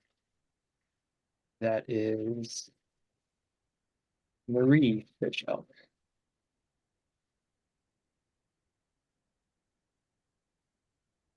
Okay. So you're reaching out, trying to connect with Gabriel through this abyssal construct. What action are you rolling here? Unfortunately, there's no way that it's not something like empathize or express, but both of those I have no check boxes in. Right. Yeah, no, I mean it would be empathize. An example is you might touch a horrifying monster and feel the frightened heart that beats within it. I mean, that's pretty much as close as you're gonna get. So this is an empathize roll. Absolutely. You can always push yourself, or we can look into potential poison promises as well. I will push myself. Right. So that takes me up 2 more stress. And I am supposed to check off a transcendence box every time I roll while transcended, right? Yep. Okay, so I've done that too. Uh, That gets me to 1 die. okay, so I think this is risky. I would normally say maybe standard, but this is Gabriel. You two have had a thing, so this is great effect. The stakes are high. But this is taking precious time, so I think we're looking at marking the clock. That's fair. And I can't use links on myself, right? Right. Okay. Well, you can to reduce your own stress, and that's about it. Yeah. Okay. So not to bolster my dice pool here. Okay. Well, 1 die. Let's go. Here we go. That is a 2. Oh, Okay. This is taking too long. You can feel the movement below the surface. Things are coming close to this reality. Do you resist the clock moving forward? It's a 3 clock, right? Well, this is the threat clock, so this will finish. This is the Oh, time that we would get. screw us all over. Well, I have to resist that then. Yeah. Okay. Um, That was empathize, right? So you're rolling sun. okay. So that's 1. Mm-hmm. 1 die. Okay. Okay, Oh, let's see if and this one's. you also have armor. This isn't harm. Oh, right. Always good to Oh. bring it up, though. It's good to- Depending on the outcome of this roll, I may need the armor. So we'll roll 1 die, right? Mm-hmm. Okay. are you? That's a Wait, this is a that's a transcendent. 5. Oh, Sorry.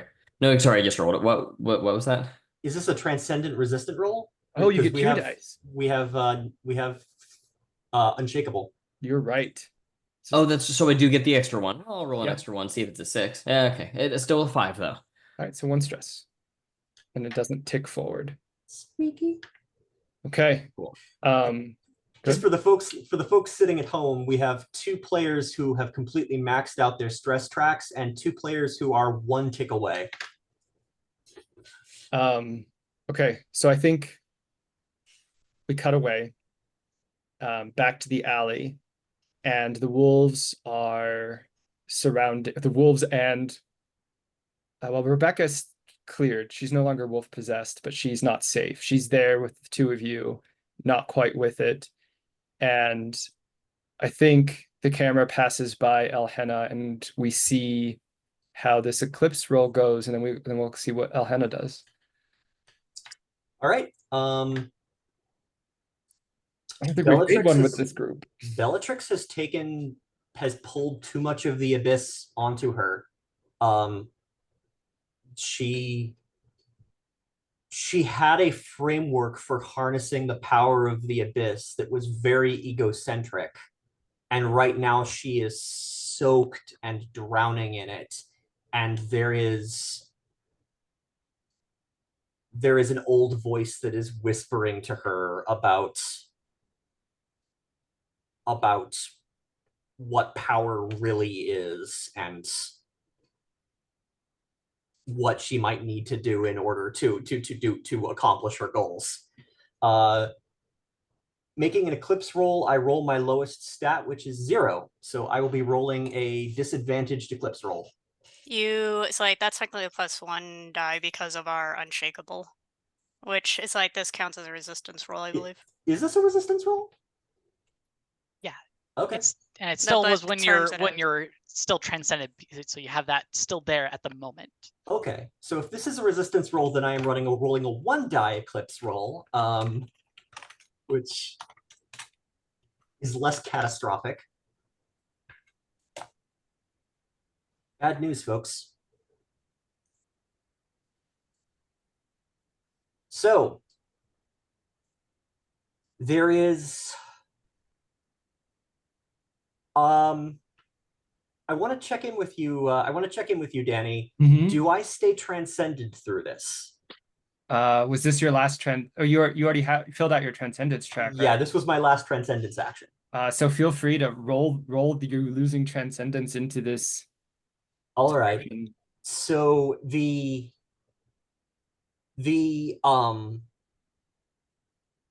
roiling shatters of glass, all of the animism in the glass, the spikiness, the strength, the malice sort of soaks inward into Bellatrix, and the glass itself just sort of falls off her skin and scatters in a pool around herself and Rebecca. And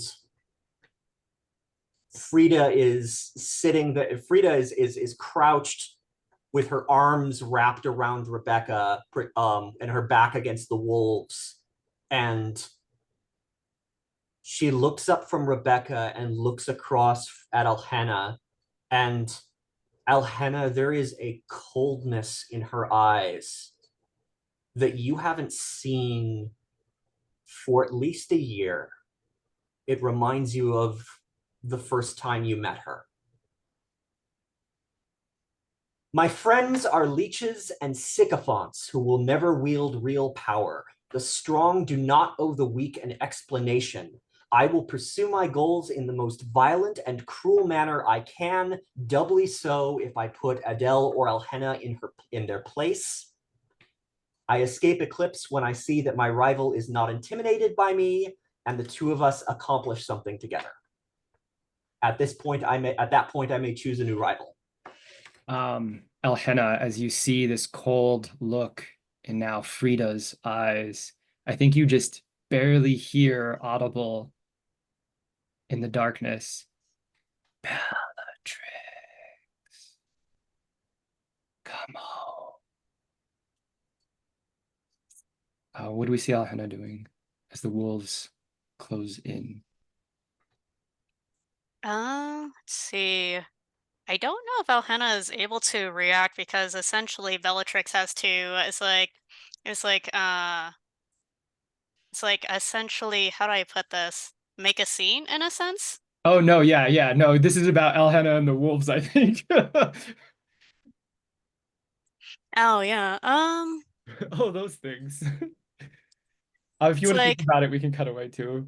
It's up to you. yeah. It's like I feel like technically, I think it's like since I don't know. I guess like the scene in my head is basically like technically we kind of failed to really like effectively like separate the two and everything. So like it's basically like in my mind like the two aren't really is like apart, especially since Bellatrix had it's like essentially since like in the resistance role they basically like swapped back and everything. So it's just like the thought of like basically, oh, Bellatrix has eclipsed now, and I don't think Alhena can really react in time before Bellatrix probably goes ham on all these wolves.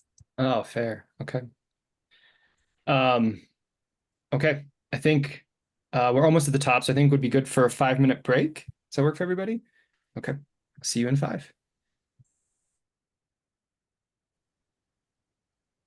All right. I think I would like to cut to see how Sarah's eclipse roll goes, and then we'll cut back to Violet or Vega, and then depending on where we're at there, back to the alley. Okay, that's already a failure. Woo! Okay, well there we go then. And I just want to say that like the way this kind of also looks is like probably like after like kind of like probably charging over and seeing everybody lose hope, she kind of falls to her knees, kind of like just realizing how like how lost everything is, and the what's kind of not shown normally is her little kind of mirror pendant that's comes between her between her transcendence, and also she holds on when she's out of transcendence, kind of almost like emanates kind of abyssal kind of energy that kind of ultimately kind of plagues her her kind of worthless, kind of despairing kind of thoughts here. And for people watching, it is when you eclipse, you are not who they need you to be. You're weak, useless, unworthy of their friendship. They have given so much to you, and in return, you've given nothing. You throw yourself into danger, desperately seeking any way you might possibly be of use. You escape eclipse when only when somebody engages you in a dialogue about your feelings and shows you that they have felt the same. I think we see the masked figures close in, and as they do, the air itself becomes shadowed, even here in the desert in the middle of day, and the warm sand beneath you begins to cool and frost over. Violet, Vega, there is a massive elkfish in front of you, presumably containing Gabriel.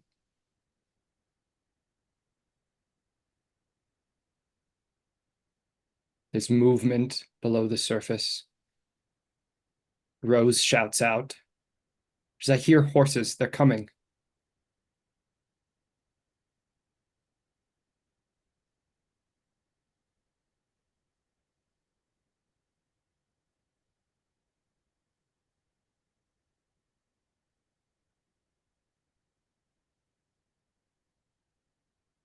I'll call to her. What do they want?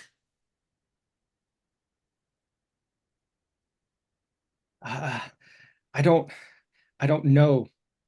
When I stumbled into this mess, they already had them trapped and have been hunting them. I know about as much as you do. Wait, they're hunting these things? Yes.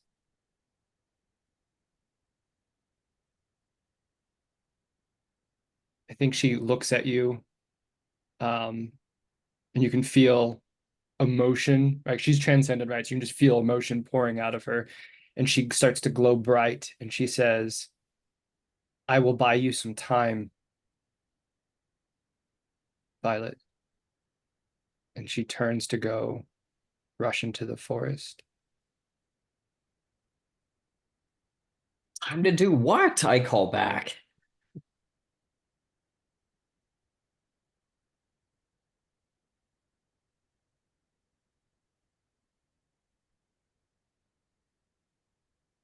What does Violet or Vega do?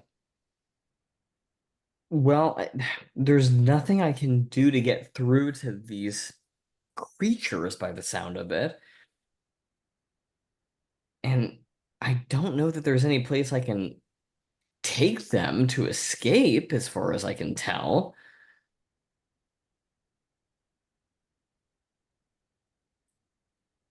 Anyone else have ideas? I mean, you could try and herd them in a direction that might eventually get out. If you're somewhere in the city, then all you might have to do is get the hunters to lose their trail. Like if you can at least make the hunt fail to catch them, then we can try and heal them later.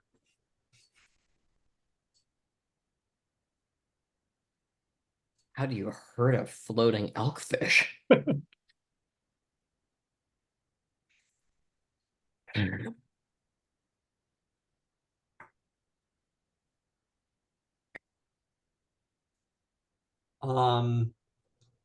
I doubt you can summon a mirror to suddenly be somewhere. Yeah, you could take the elkfish to the skybox. How would that work? Would I teleport them there somehow? You jump from the sky, step from the skybox, step from exactly where you are to the skybox, bring the elkfish with you. Surely nothing bad can happen. Like yank them on in there. Yeah, like the way that we just get to the skybox, but I just have like the elkfish with me as I do it. Yeah. Well, Do so in the middle of hostile territory. Nothing will go wrong. yeah. Well, it's my scroll of town portal, as it were. Yeah. Okay. Let's try that. Does that require a roll? Oh yeah, that's definitely going to require a roll. Unfortunately, it's also going to require you to make a very difficult choice. Which of the elkfish are you going to try to take with you? Options are Gabriel or who? Marie. Oh no. Oh boy. Marie is Sarah's friend. Yeah, I know they're blind and dear. Okay. Oh no. Oh boy. Oh no.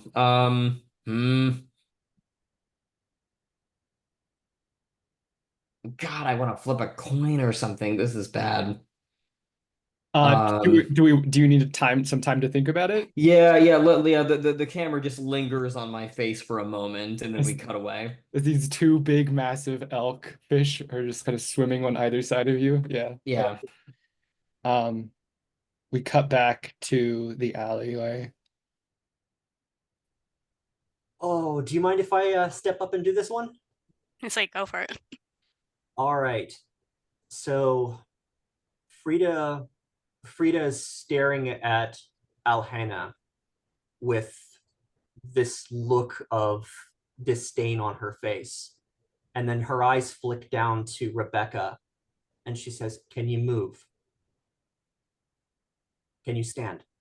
She starts to move. She winces in pain, but then she kind of shambles up. "Good, we're leaving." And Frida is going to turn to the wolves and she's going to stare them down and say, you have no power over me. We are leaving now." Okay. What are you rolling here? Defy. Yeah.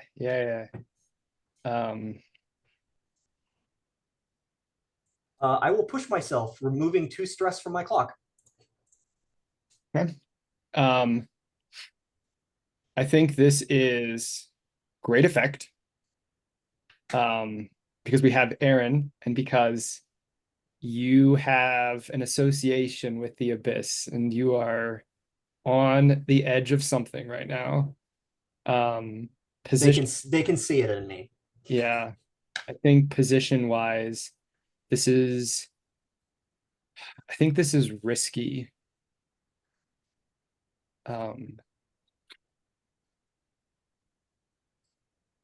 I feel like it's something like you're already in Eclipse, but I feel like this is something about the abyss getting its hooks in you. Mm-hmm. Okay.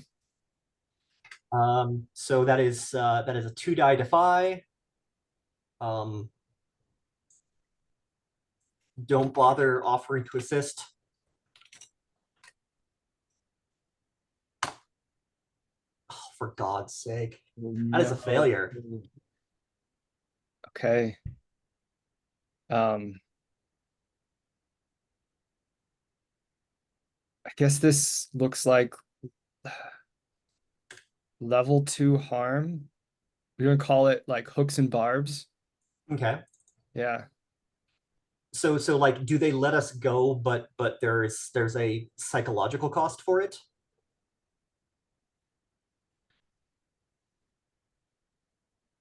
So we rolled what was it you rolled? Defy. Okay.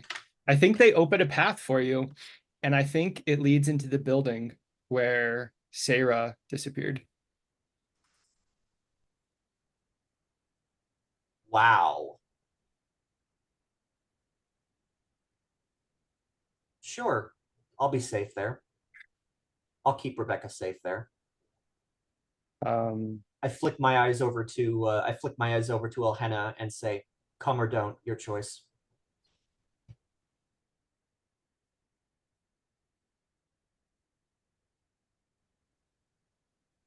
Let's see. It's like, do we want to cut over to it's like Vega while it's like Sure. it's like yeah. Or Sarah, either or. All right. Yeah, let's cut to Vega real quick. Yeah, Vega.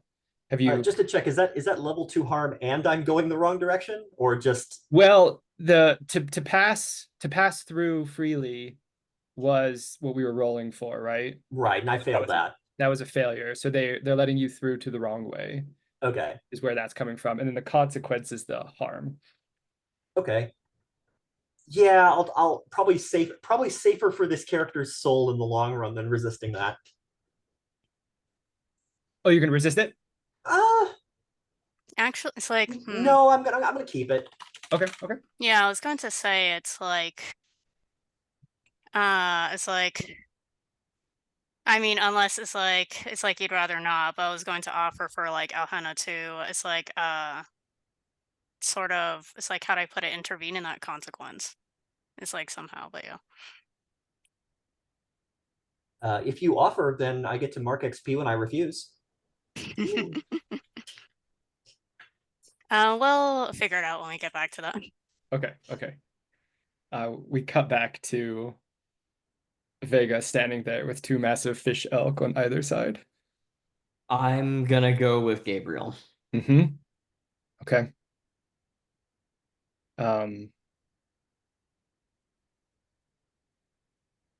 I think this is standard effect. And I think it's risky. And I think what this looks like is that tick on the threat clock. Sure. Okay. Is this defy or what do you think? It's your call. I mean, I don't know what's involved in. I'm trying to think of just teleporting back to the skybox. We know moving into the skybox has to do with matching your emotions to like the key to get in, sort of. So that leans me into empathize or express. Yeah, but I mean, it's ultimately your call. Those are both zeros, so it doesn't make a difference. So that would take me to 0. I'm out of stress to be able to push myself for +1. Are there links I can get from anyone or anything else I can do to up that a little bit? Since since it's only gonna take 1 stress from me, I'll assist you. Okay. You could also. I'm just gonna help you all game the system, right? You could spend the Polaris thing, which goes to anybody, to clear 2 from Adele, who isn't transcended, and then Adele could help you, or sorry, who isn't Eclipse, and then Adele could spend 1 to give you the die. But it's all your guys' call. That would just be power gaming. It's fine. Yeah. I'm open either way if they want to do it that way. Otherwise, yeah, I will do the assist. Your guys' choice, but I think it might just be quicker if Sarah does the assist. Okay, sounds good. Okay, so I'm up to 1 die. Oh dear. Okay. I think that's all I can get though. You could spend your last link on yourself to clear 2 stress and then push yourself. Oh, you can do that. You can. I can also offer a poison promise. I'll spend the final link because I think this is pretty much it for me this mission anyway. Okay. Sorry, I'm just scrolling through the character keeper trying to find that link. Where is that? Oh, it's up by where your action dots are, just to the right. Up there it is. It's hiding. There you are. Okay. So 2 dice then. Here we go. Yeah. A 4. Okay. There is a shimmer in the air as you and the fish elk containing Gabriel begin to slip through into the skybox. The consequence still happens. Would you like to resist the clock ticking? Do I have the ability to? I'm at 9 out of 10 stress. There's a great likelihood you would eclipse.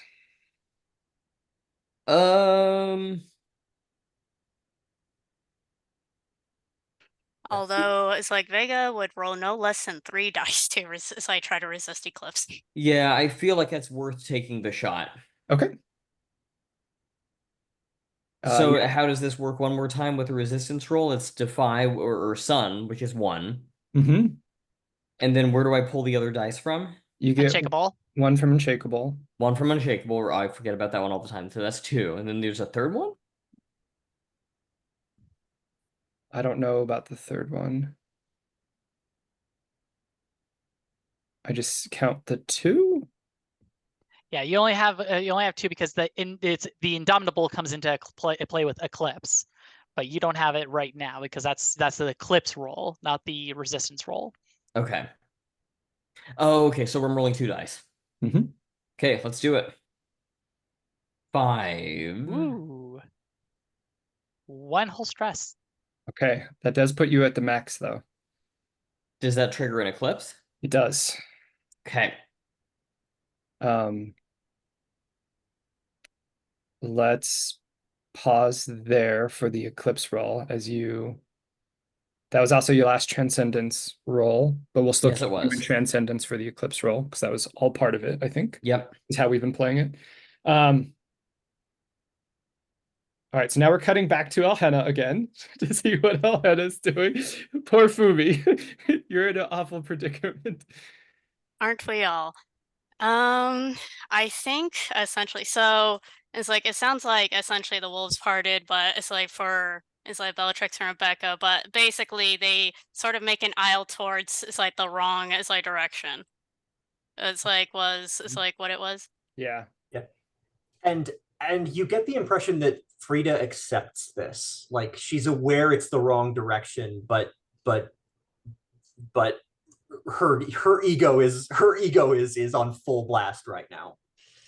Okay, so here's a thought, and it's like you're free. It's like to shoot this down and everything. I'm thinking of first it's like Alhenna is like essentially resisting the consequence, but I think it's like a very unconventional sort of way in which it's like, oh, it's like resisting the consequence, as in like resisting like the whole it's like Frida going down the wrong way and everything is essentially like it's like Alhenna essentially like quite literally is like sort of like it's not straight on PvP, but essentially they both sort of like clash and everything of like is like Alhenna essentially trying to stop is like Frida is like from is like going and everything and point out it's like, oh, you're going the wrong way sort of thing. And it's like given it's like Frida still transcended, it sounded like.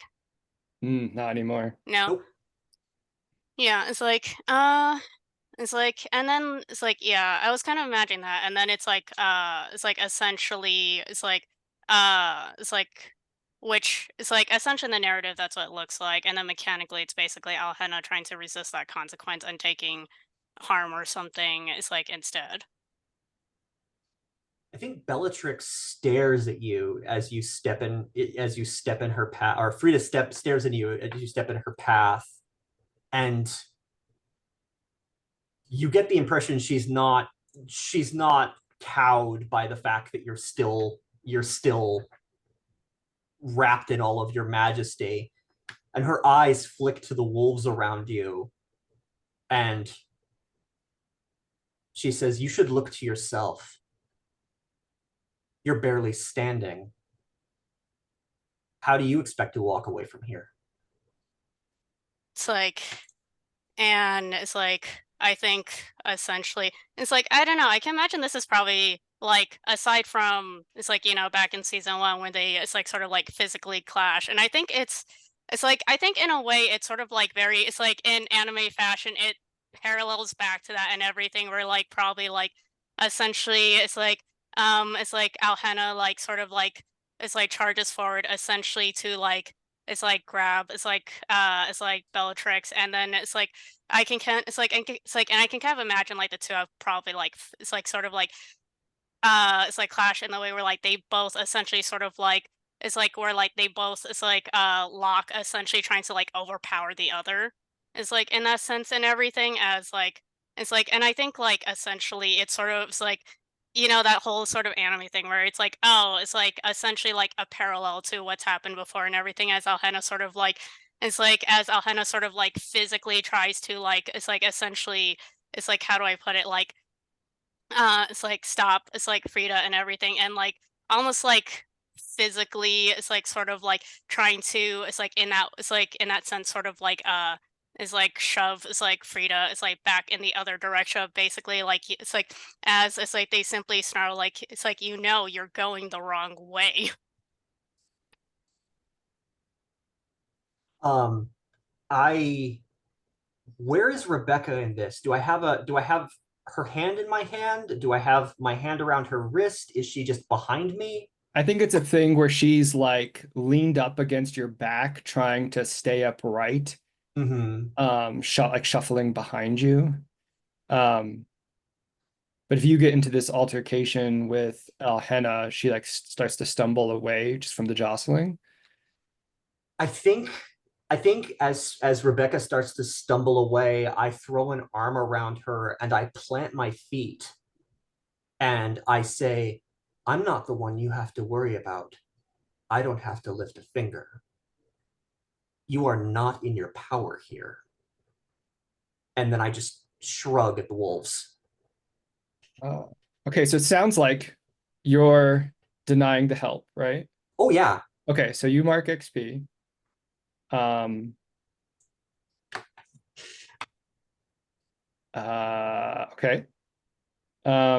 Like I imagine, I don't know what the physical effects of Alhenna trying to push Frida back. I think probably Alhenna succeeds in pushing Frida back a couple of steps, but Frida is basically tossing the baton to the wolves and say, "You deal with it." So I think that's what happens. Like, right, Alhenna pushes you away. And that's when the wolves dive in. Because they're still there, they're still a threat. Not to Frida, but certainly to Alhenna. So I think they have to act. What does Alhenna do? You're focused on Frida and Rebecca, and the enemy has surrounded you. Let's see. I think it's like so I think essentially it's like as the wolves start to close in and everything, it's like I think it's like Alhenna it's like closes her eyes and everything, and it's like song slowly sort of like wells up. It's like within them in that sense. And see, I have pitch. It's like perfect, so my allies can always hear me. It's like speak regardless of distance or other interference. It's like, although as far as allies go, does that it's like only count PCs or does that also count towards friendly NPCs?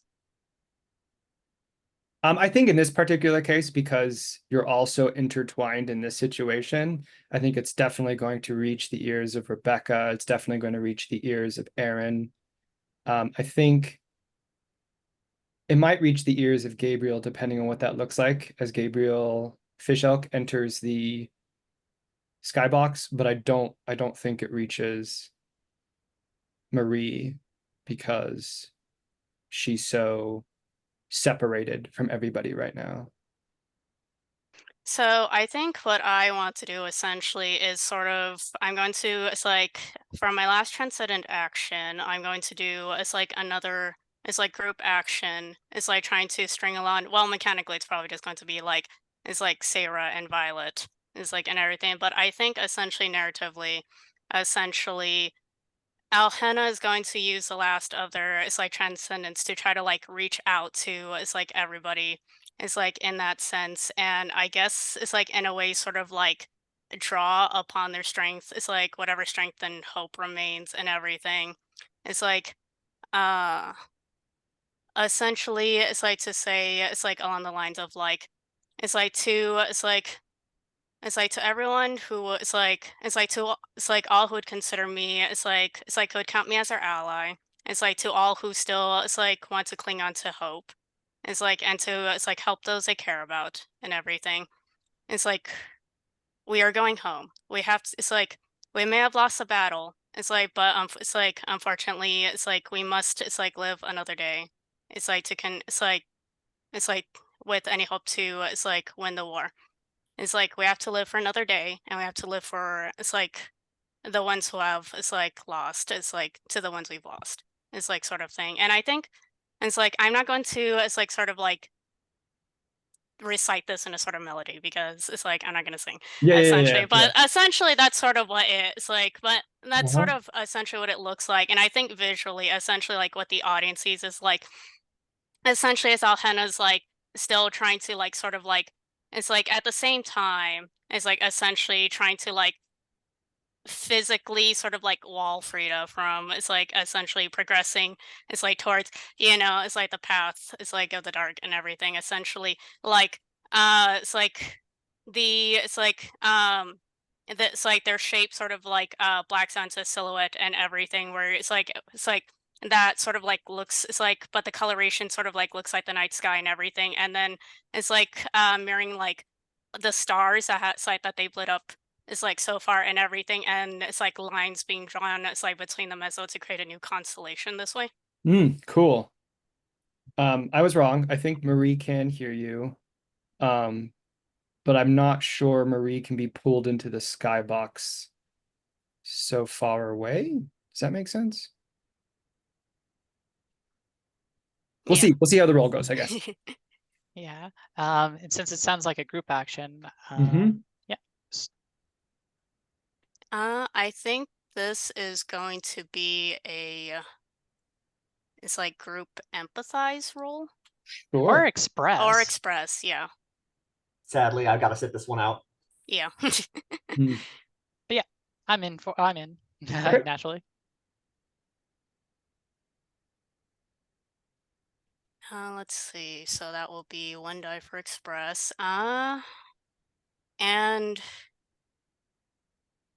I guess it's like I offer myself for poison promise, and I kind of imagine in a way it's like trying to reach out to everyone they know may or may not also it's like inexplicably also it's like be trying to reach out to Oda in some way and whatever it's like that ends up is like offering.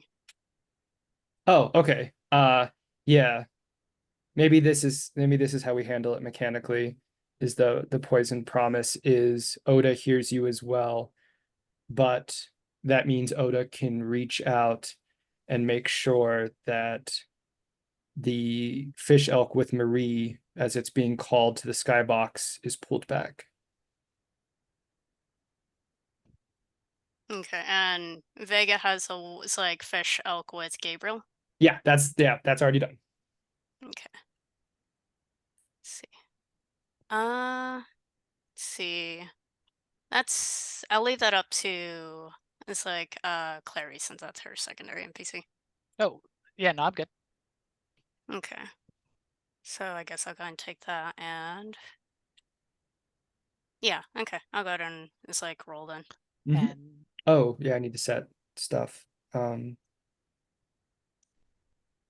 you can say stuff, please. I think no, you go ahead. Effect. I think this is desperate. And great effect. Okay. Let's see. When you're okay. All right, so that's at least a mixed success. And then I will take it. I'm gonna also push myself for our poison promise, and I think the poison promise is that, and this is just kind of a thought here, is that Regalia's disappearance and everything is actually due to another family who will possibly hold this as some kind of control or bargaining chip over my family. Regalia is a bargaining chip? Yeah. A way to kind of reel me in some shape or form. Okay. All right. Ah, doesn't even matter. Goodness gracious, I am so bad. What is this? I've not gotten anything good today, it feels like. Oh my goodness. This is absolutely the teachable moment session. Oh, that means I'm gonna have to make an eclipse roll too. Haha. That may or may not probably it's like flavor the poison promise or something. All right, so does it matter if we click the end of the threat clock now, if we just kind of all just finished it? Okay, so I guess I click that. Woo! Okay, so I think first I would like to go back to Violet and Vega before we finish resolving this action. So let's start there. I've still got to make an eclipse roll, right? Exactly. Yep. Oh, dear me. Okay, this is Yeah, my first 3 one ever. dice. You've got But I three get three. dice. You need a 6 or you're in Eclipse. Oh, well, that makes it worse. Okay, a lot worse. All right, wish me luck. Here we go. Bingo. Yes! We have 1 victory! We got their team. Oh my god, I'll take it. Haha. What does it look like as you and the fish elk Gabriel stumble into, while you untranscend in the process, stumble into the skybox? There is probably a considerable explosion of light that is probably visible from close-up satellite, data on of the city. Like if you're looking at the city overhead, you see this big ping, and there's maybe a column of light that briefly explodes up into the sky like you see in anime. And then when we get back to the skybox, I'm already out of my transcended uniform. I'm back into what I normally look like. And I look probably, I think haunted is the word I'm gonna go with there. Yeah, I think haunted is the look. I have this vacant look of kind of horror crossing my gaze, and there's just this curiously blank elk thing behind me that I have kind of one hand resting on. And that's what I look like as I emerge into the star box. I think, okay, yeah, that sounds great. I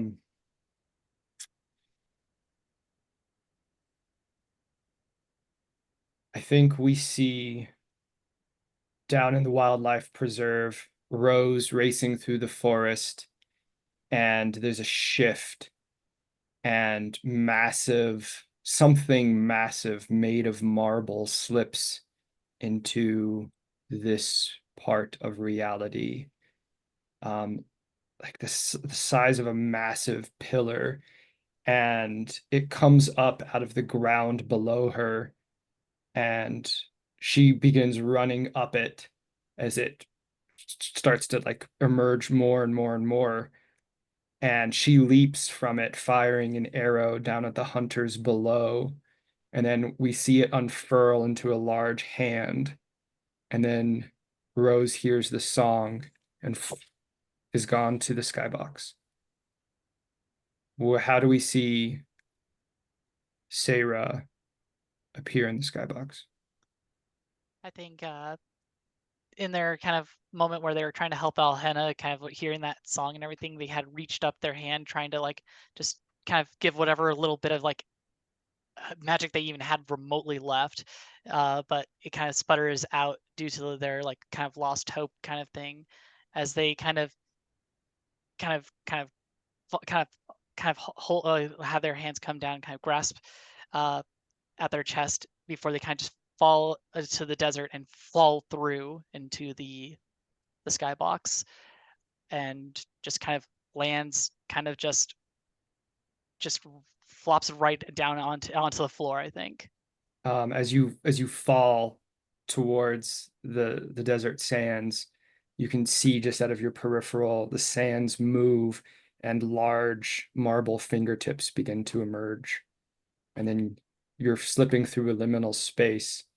And this time you see more of those thin threads of light that resemble spider webs. I think we'll pause there before you hit the skybox. What does it look like as Bellatrix and Rebecca are called back.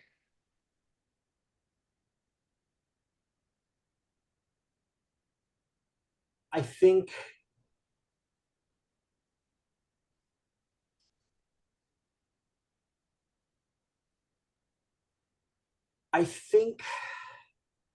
Rebecca goes first. I think there is a sort of a snarl of defensiveness that crosses Frida's face as she feels the song take over her, wash over her, and knows sort of the summons as she comes in, and she sort of steps forward in defiance, and then she feels Rebecca just vanish behind her, and she looks back at where Rebecca is gone and looks at the wolves and looks back at Elhenna, and you can just see the fight drain out of her. And then we just sort of like, when she lands in the skybox, it's basically just a crossfade of the alleyway, just crossfades into the skybox, and her position just does not change. And she's staring forward at Elhenna, like basically dissociating. Like she's still processing, like she challenged Elhenna, and Elhenna stepped up to the challenge, and she's still processing that.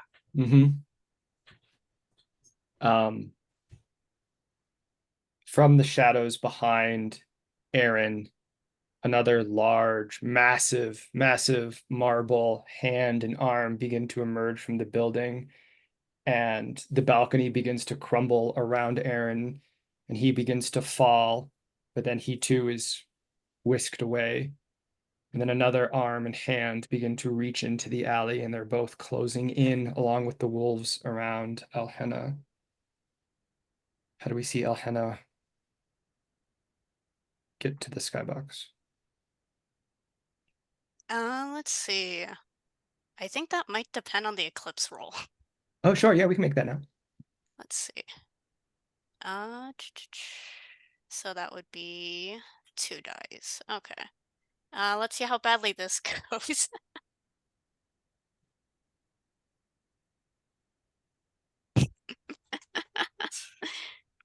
Let's see. I think it's like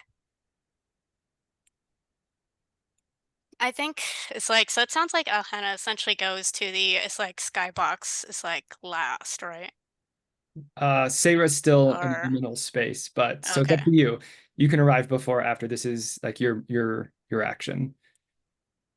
Would you want me to jump back to Sarah first before you arrive, or would you like to arrive now? Yeah, I'd like to see what happens to Sarah. Okay. If that's all right. There is a slowing of movement as you bounce and strike these threads of light, and they reverberate, they vibrate when you touch them, just like a spider web.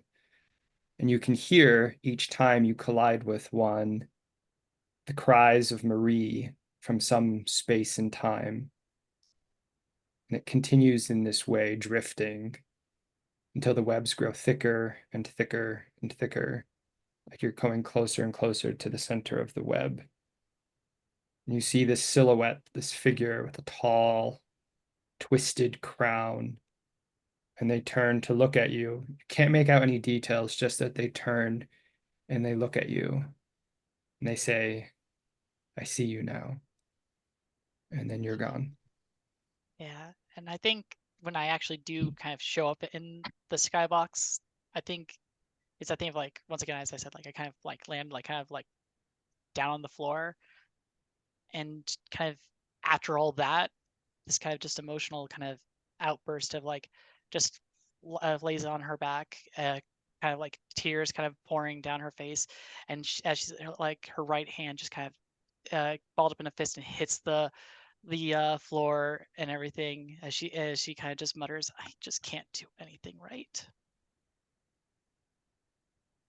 And this is what Adele arrives into.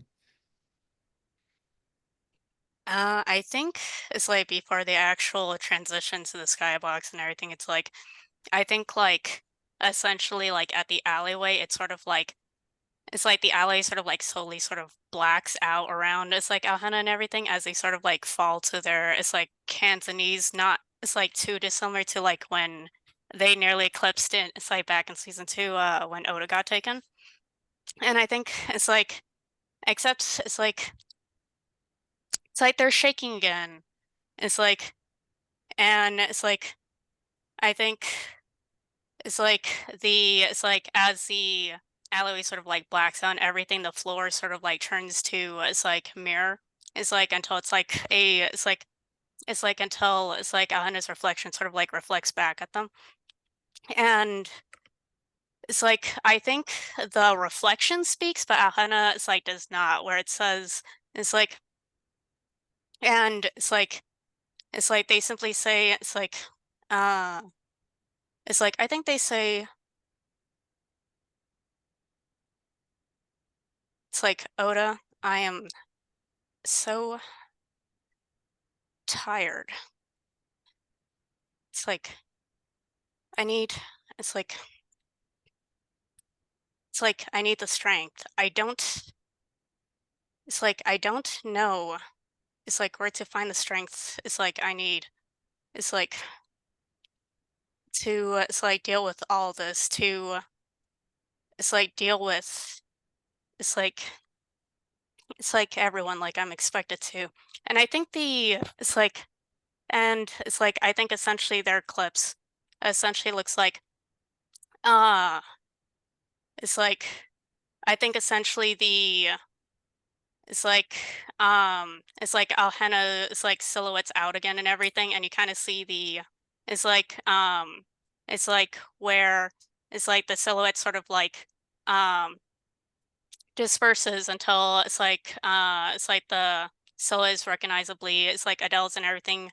It's like but the it's like reflection itself remains it's like Alhena, and then it's like I think like it's like the reflection noticeably like part of it starts it's like it's like sort of it's like and then the reflection sort of like parts mostly in half, or like it's like half of it is like Alhena, and the other half I think sort of like ignites in a way that looks very similar to like it's like the masked marquee or something like that before the shadow sort of like fades back out and everything.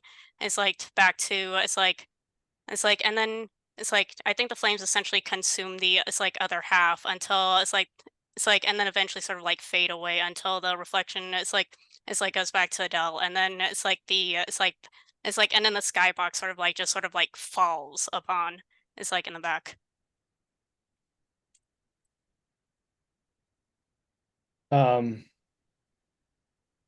If we're good on it, I would like to maybe stop there, make the entanglement roll. So I got that to think about between sessions, and then we'll jump into XP and Stars and Wishes. Does that work for everybody? Okay. All right. So the entanglement roll, fallout roll, sorry. All right. After a mission, the director advances the adversary track and then rolls for fallout. So we're going to advance it. Start with 1 advancement after each mission, +1 for the following.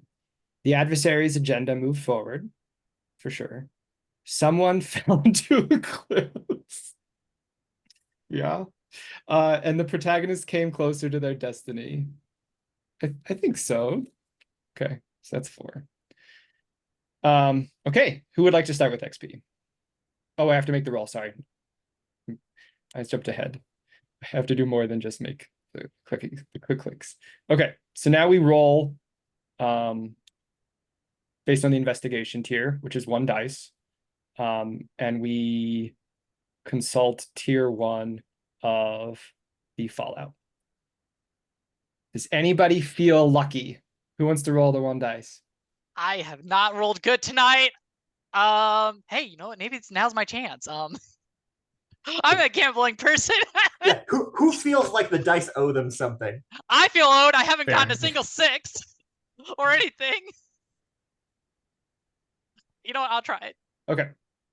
Oh, please. Hey, that's better than 5's good. Yeah, I'll take it. A friend needs urgent help. Wonderful. Okay. And looks at Marie. That's for sure. All right. Who would like to start with XP? I can start. All right. You addressed a challenge with compassion and honesty. There was a lot of compassion and attempts to save a lot of people, and even if it didn't succeed, I at least tried to do it. But yeah, there was a lot of attempts at it. Not very good at attempts at that, but you expressed your beliefs, drives, role, and background constantly. Yes, from just trying to do everything I can to save everybody to the constant focus on just making sure that things work out in this timeline and kind of trying to manipulate things. You struggle with issues from your promise or obligation. Not with obligation, but and not really, I guess, with promise in this situation, because technically we're kind of separated out. I think there was the thing of like, oh, learning that Vega wants help, but I can't get that help right now. But that was, I don't know if that counts as struggling with it per se. And then you embodied your eclipse and display the contents of your heart. Yeah, that was just throughout the entire thing.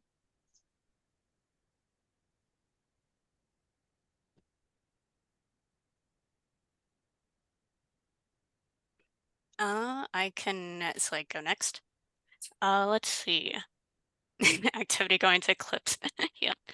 I addressed the challenge with understand coordination. Yeah, quite a bit. It's like repeatedly. It's like especially with trying to coordinate things with Bellatrix, and then it's like proceeding to decide, you know what, I guess I'll coordinate with everybody to the best of my ability to get us the heck out of here.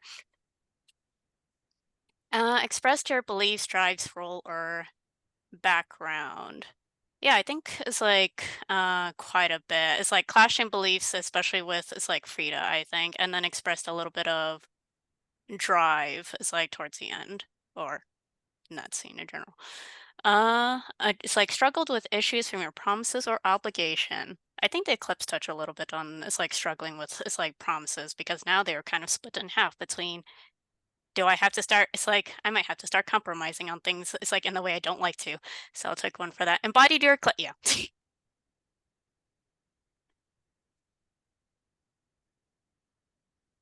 I can try. Some of these I'm not completely sure on, but let's go through it.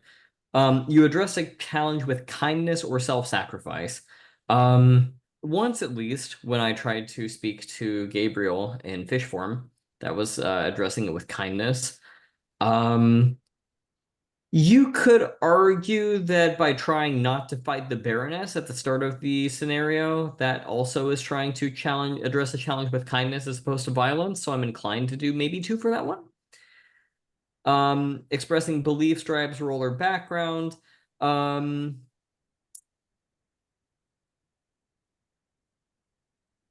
I mean, my drive, certainly. I mean, it's kind of hard not to act in accordance with my motivation.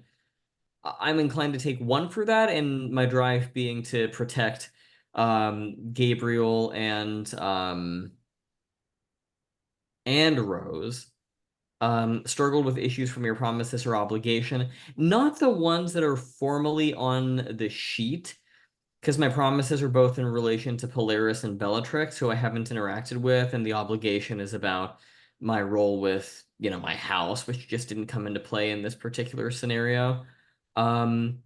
Embodied your eclipse, almost, no, but displayed the contents of your heart. I'm gonna go with yes. During the interactions that I had with the Baroness, when I told her that I was prioritizing Rose over anything else, which I think takes me out to just 4 XP total.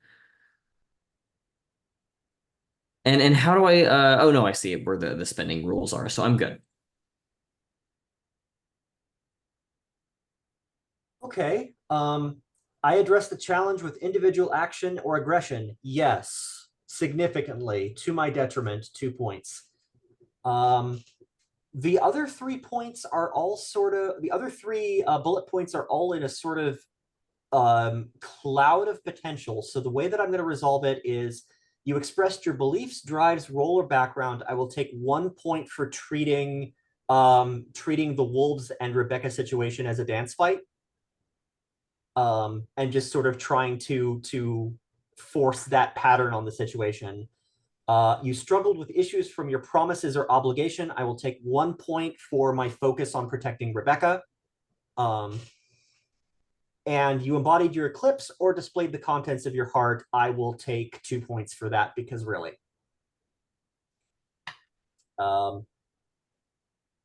And so that is 6 total.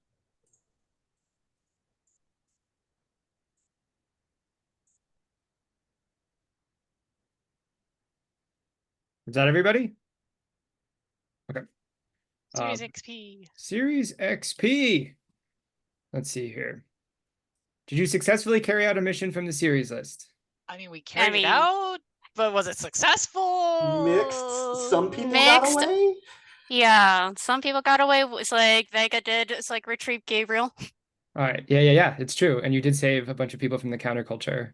So we'll count. We'll hit 1, I guess. That sounds good. Confront the world's oppression and comfort those who suffer. You definitely confronted. Oh, we did a lot of confronting. I think I did like the most mild bit of comfort with that last action. That is true with your song and everything. Do we think could look to some of Polaris's actions while transcended? Oh, that too. Okay. Explore the nature of the darkness and redeem those who have fallen. We definitely explored. Did we redeem those who have fallen? Does helping Rebecca out of her situation technically count or not? I don't know. I think helping Frida counts. As I noted in the chat, my escape clause on Eclipse is half fulfilled, but Alhenna did some real heavy lifting this session on that. Sure. Okay. We'll mark it. Did you express the essential nature, origin, or destiny of the group? I feel like we did show our essential nature and destiny of the group. We may not succeeded in it, but we were definitely pushing towards it. And I'm pushing towards the origin, so I feel we can mark it for 2. Yeah, I feel like there is going to be fallout from this mission. I feel like there are a lot of hard questions that people need to process. Yeah, 100%. Even beyond just the Fallout roll. There's so many poison promises and just fiction on the table right now. Yay! Okay, we did make the Fallout roll, so we can reduce the investigation. I think that reduces by half. Okay. So there we go. All right, stars and wishes. I'll just jump in real quick. So what I wrote down. Adele star for Adele, kind of just being out of their element and trying to get into figuring this out and just being stuck, I thought was really interesting. And then letting that kind of end with this crescendo moment of just get everybody to safety. Like that's all we can do right now. I thought that was really cool. Star for Violet, kind of going off on their own and not really backing down. But really, I think there's big star for when Sarah asked the question what Violet needs, and it was like, Violet needs support, needs somebody to want that. That was so good. Star for Sarah, acting despite the hopelessness until the very end. And they just kept on going, I thought that was really cool. Felt very in character for Sarah from what I know so far. And star for Frida, absolutely 100% leaning into the abyss and falling back into like old habits. And all of that, I feel like we're really seeing all of a sudden stuff that was hinted at before, but like now it's totally just all over on screen. It's great. Wishes, if everybody's amenable, I think I would like to do a group obligation phase next session. I have an idea for that. which I think involves everybody showing up to a big party, ball, something like that for the houses. That's what I got. I can go next. So 1 stars for the imagery of how the armor was used by Frida for taking on the kind of a inky abyss thingy. I don't know how it was described again. But yeah, I loved how it was just kind of hitting on the glass and sloughing off it here and there. It was just like really kind of fun there. And also the fun imagery of the change in Frida's kind of personage when they eclipsed was just something I really loved, and the snarly kind of attitude, which was even better. Stars for Violet being like, no, no, no, no, no, I have to take at least one of these things. No, but like I'm getting somebody out of here. Like, nope, this is happening one way or another. And also the fun of not only probably like both player and character having the struggle of like, oh god, I'm gonna have to make decisions, aren't I? I'm gonna have to choose between somebody, which was great. And also Vega choosing the between the hardest also the hardest decisions of save my sister and lose my insider, or or the little like moment there was just really kind of impactful. And I'm gonna love to see what happens to our poor insider situation there. And then stars to Alhena, just once again like trying to assess the situation, trying to find solutions, constantly finding that I don't know what to do in this situation, trying to and my solutions are not working out. And also the fun way of like how they protected Frida, including the tearing of their cape and everything, which was just, I loved that a whole lot. Stars to Danny for making a really fun mission. Lot longer than I was expecting us to be going. I thought we would have been kicked out a lot sooner, given everything. But we were very insistent on staying. And just the fun imagery that was thrown at us from Rebecca's kind of transformation, our transformed friends, me having the hope and everything drained out of me, and just all the fun stuff that was kind of thrown in here. Just absolutely loved it.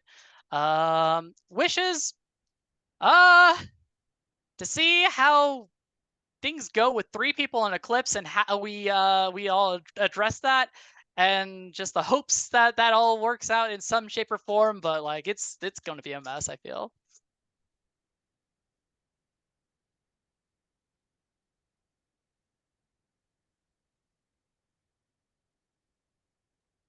Okay. Does anybody else want to jump in, or are we good? Sure, I'll go for stars and wishes. Sure. Fumi, I loved the imagery that you pulled on when Alhena / Adele went into Eclipse, with the reflections speaking your doubts, and the imagery of Alhena being sort of overcome by a darker form of royalty. And I'm very, that ties into a wish, as I'm very curious to see what sort of imagery comes in later in next session with Eclipse on that front. Also, I think it's already been covered, but your last transcended action was beautiful, and it was exactly what this session needed. I'm just absolutely stoked that I threw a gauntlet at your character, and your character just completely spiked it into the floor.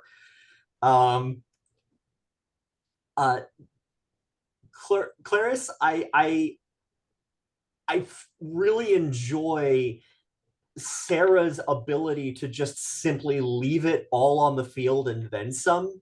The degree to which you were in possibly the most, Sarah was possibly in the most peril of anyone in this group for the entire session, burned through all of their transcendence and then proceeded to take actions against it, non-transcendent actions against it as well. That was like the degree of not leaving it behind, the degree of not standing down in the face of insurmountable odds was very heartening. And also I really appreciated I appreciate your willingness to put hard limits on what you can and can't do transcended, and when transcending is and isn't available, which involved you taking level 2 harm this session. And I'd say very firm mechanics points to that. David, the series of hard choices that you made from the Baroness telling you either I blow my cover or we fight, and you saying which one saves my sister, or alternatively getting told that you only get to take one beloved NPC away from this fight, and just taking it and rolling with it. I think you've generated a whole lot of delicious drama for upcoming sessions. And there, Danny, just some of the imagery that you're pulling out is just it's sparkling in my brain. The spiderweb imagery that you're throwing at Sarah and Polaris, the marble hands that presage extreme future badness. The point where you told Polaris that the hope was being drained from her, like, I don't know if you told Polaris or Vega this, that the hope was being drained from her like poison from a wound. There is some fun floral there are some fun floral narrative work that's coming from your side of the table, and I love it so much. Wishes, I want to see the dance of comfort after the hurt that was this last session.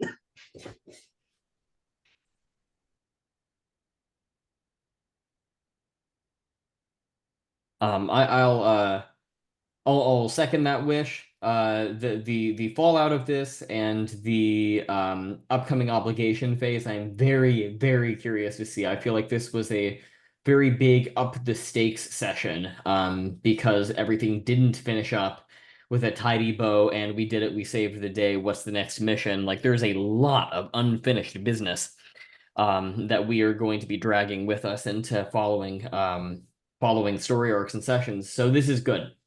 And going off of that note, Danny, stars to you for having those higher stakes present, for giving us the hard choices. I think of myself, and is it going to be Gabriel or Marie? But I mean, there were others too. So thank you for that. Special highlight, I liked the wolf voice going, come home. I thought that was great. So that's another highlight there. Clarice, kind of going off what Danny said, start to you for asking that question about unfulfilled needs. I can't remember the last time, I might be just missing something, but I can't remember a lot of those questions being asked, and I think they do add a lot to the game. So thank you for remembering that that's an option, and for doing that. And Fumi and Will, you kind of both have the same stars, because you both got put through the ringer. Your Eclipse descriptions were fantastic, and I loved hearing them. They were delightful and dark and dramatic, and exactly, I think, on point for the type of fiction, the type of story we're telling, the genre. Really, really good stuff. So yeah, that's kind of it for me. Thank you. Yeah, and it's like, I think it's like pretty much everybody's already said things I would have brought up for stars. So I think like in general, like it's like broad stars in general. So basically like it's everybody for like, how do I put it? Essentially seeing I think a lot of a lot of everything is like this is like in just this first cycle was had a lot of it's like, how do I put it? A lot to do with compromise, essentially, like offering choices, but ultimately like, oh, you can't have everything. And it's like how everybody deals with like what they have to compromise on and everything. And it's like, I guess at least the wishes of like seeing how in the world does everybody deal with like now they are being forced to, it's like compromise. It's like with it's like these very tough decisions and everything. And how will they take it? It's like, spoiler alert, it's like for Adele, probably not very well, but you know. Yeah, it's like other wishes. I guess seeing how in the world it's like this group deals with, it's like 3/4 of them, it's like in eclipse. It's like that'll be, it's like fascinating to explore. Oh, I'm gonna have to wait 2 weeks to see to see what goes on next.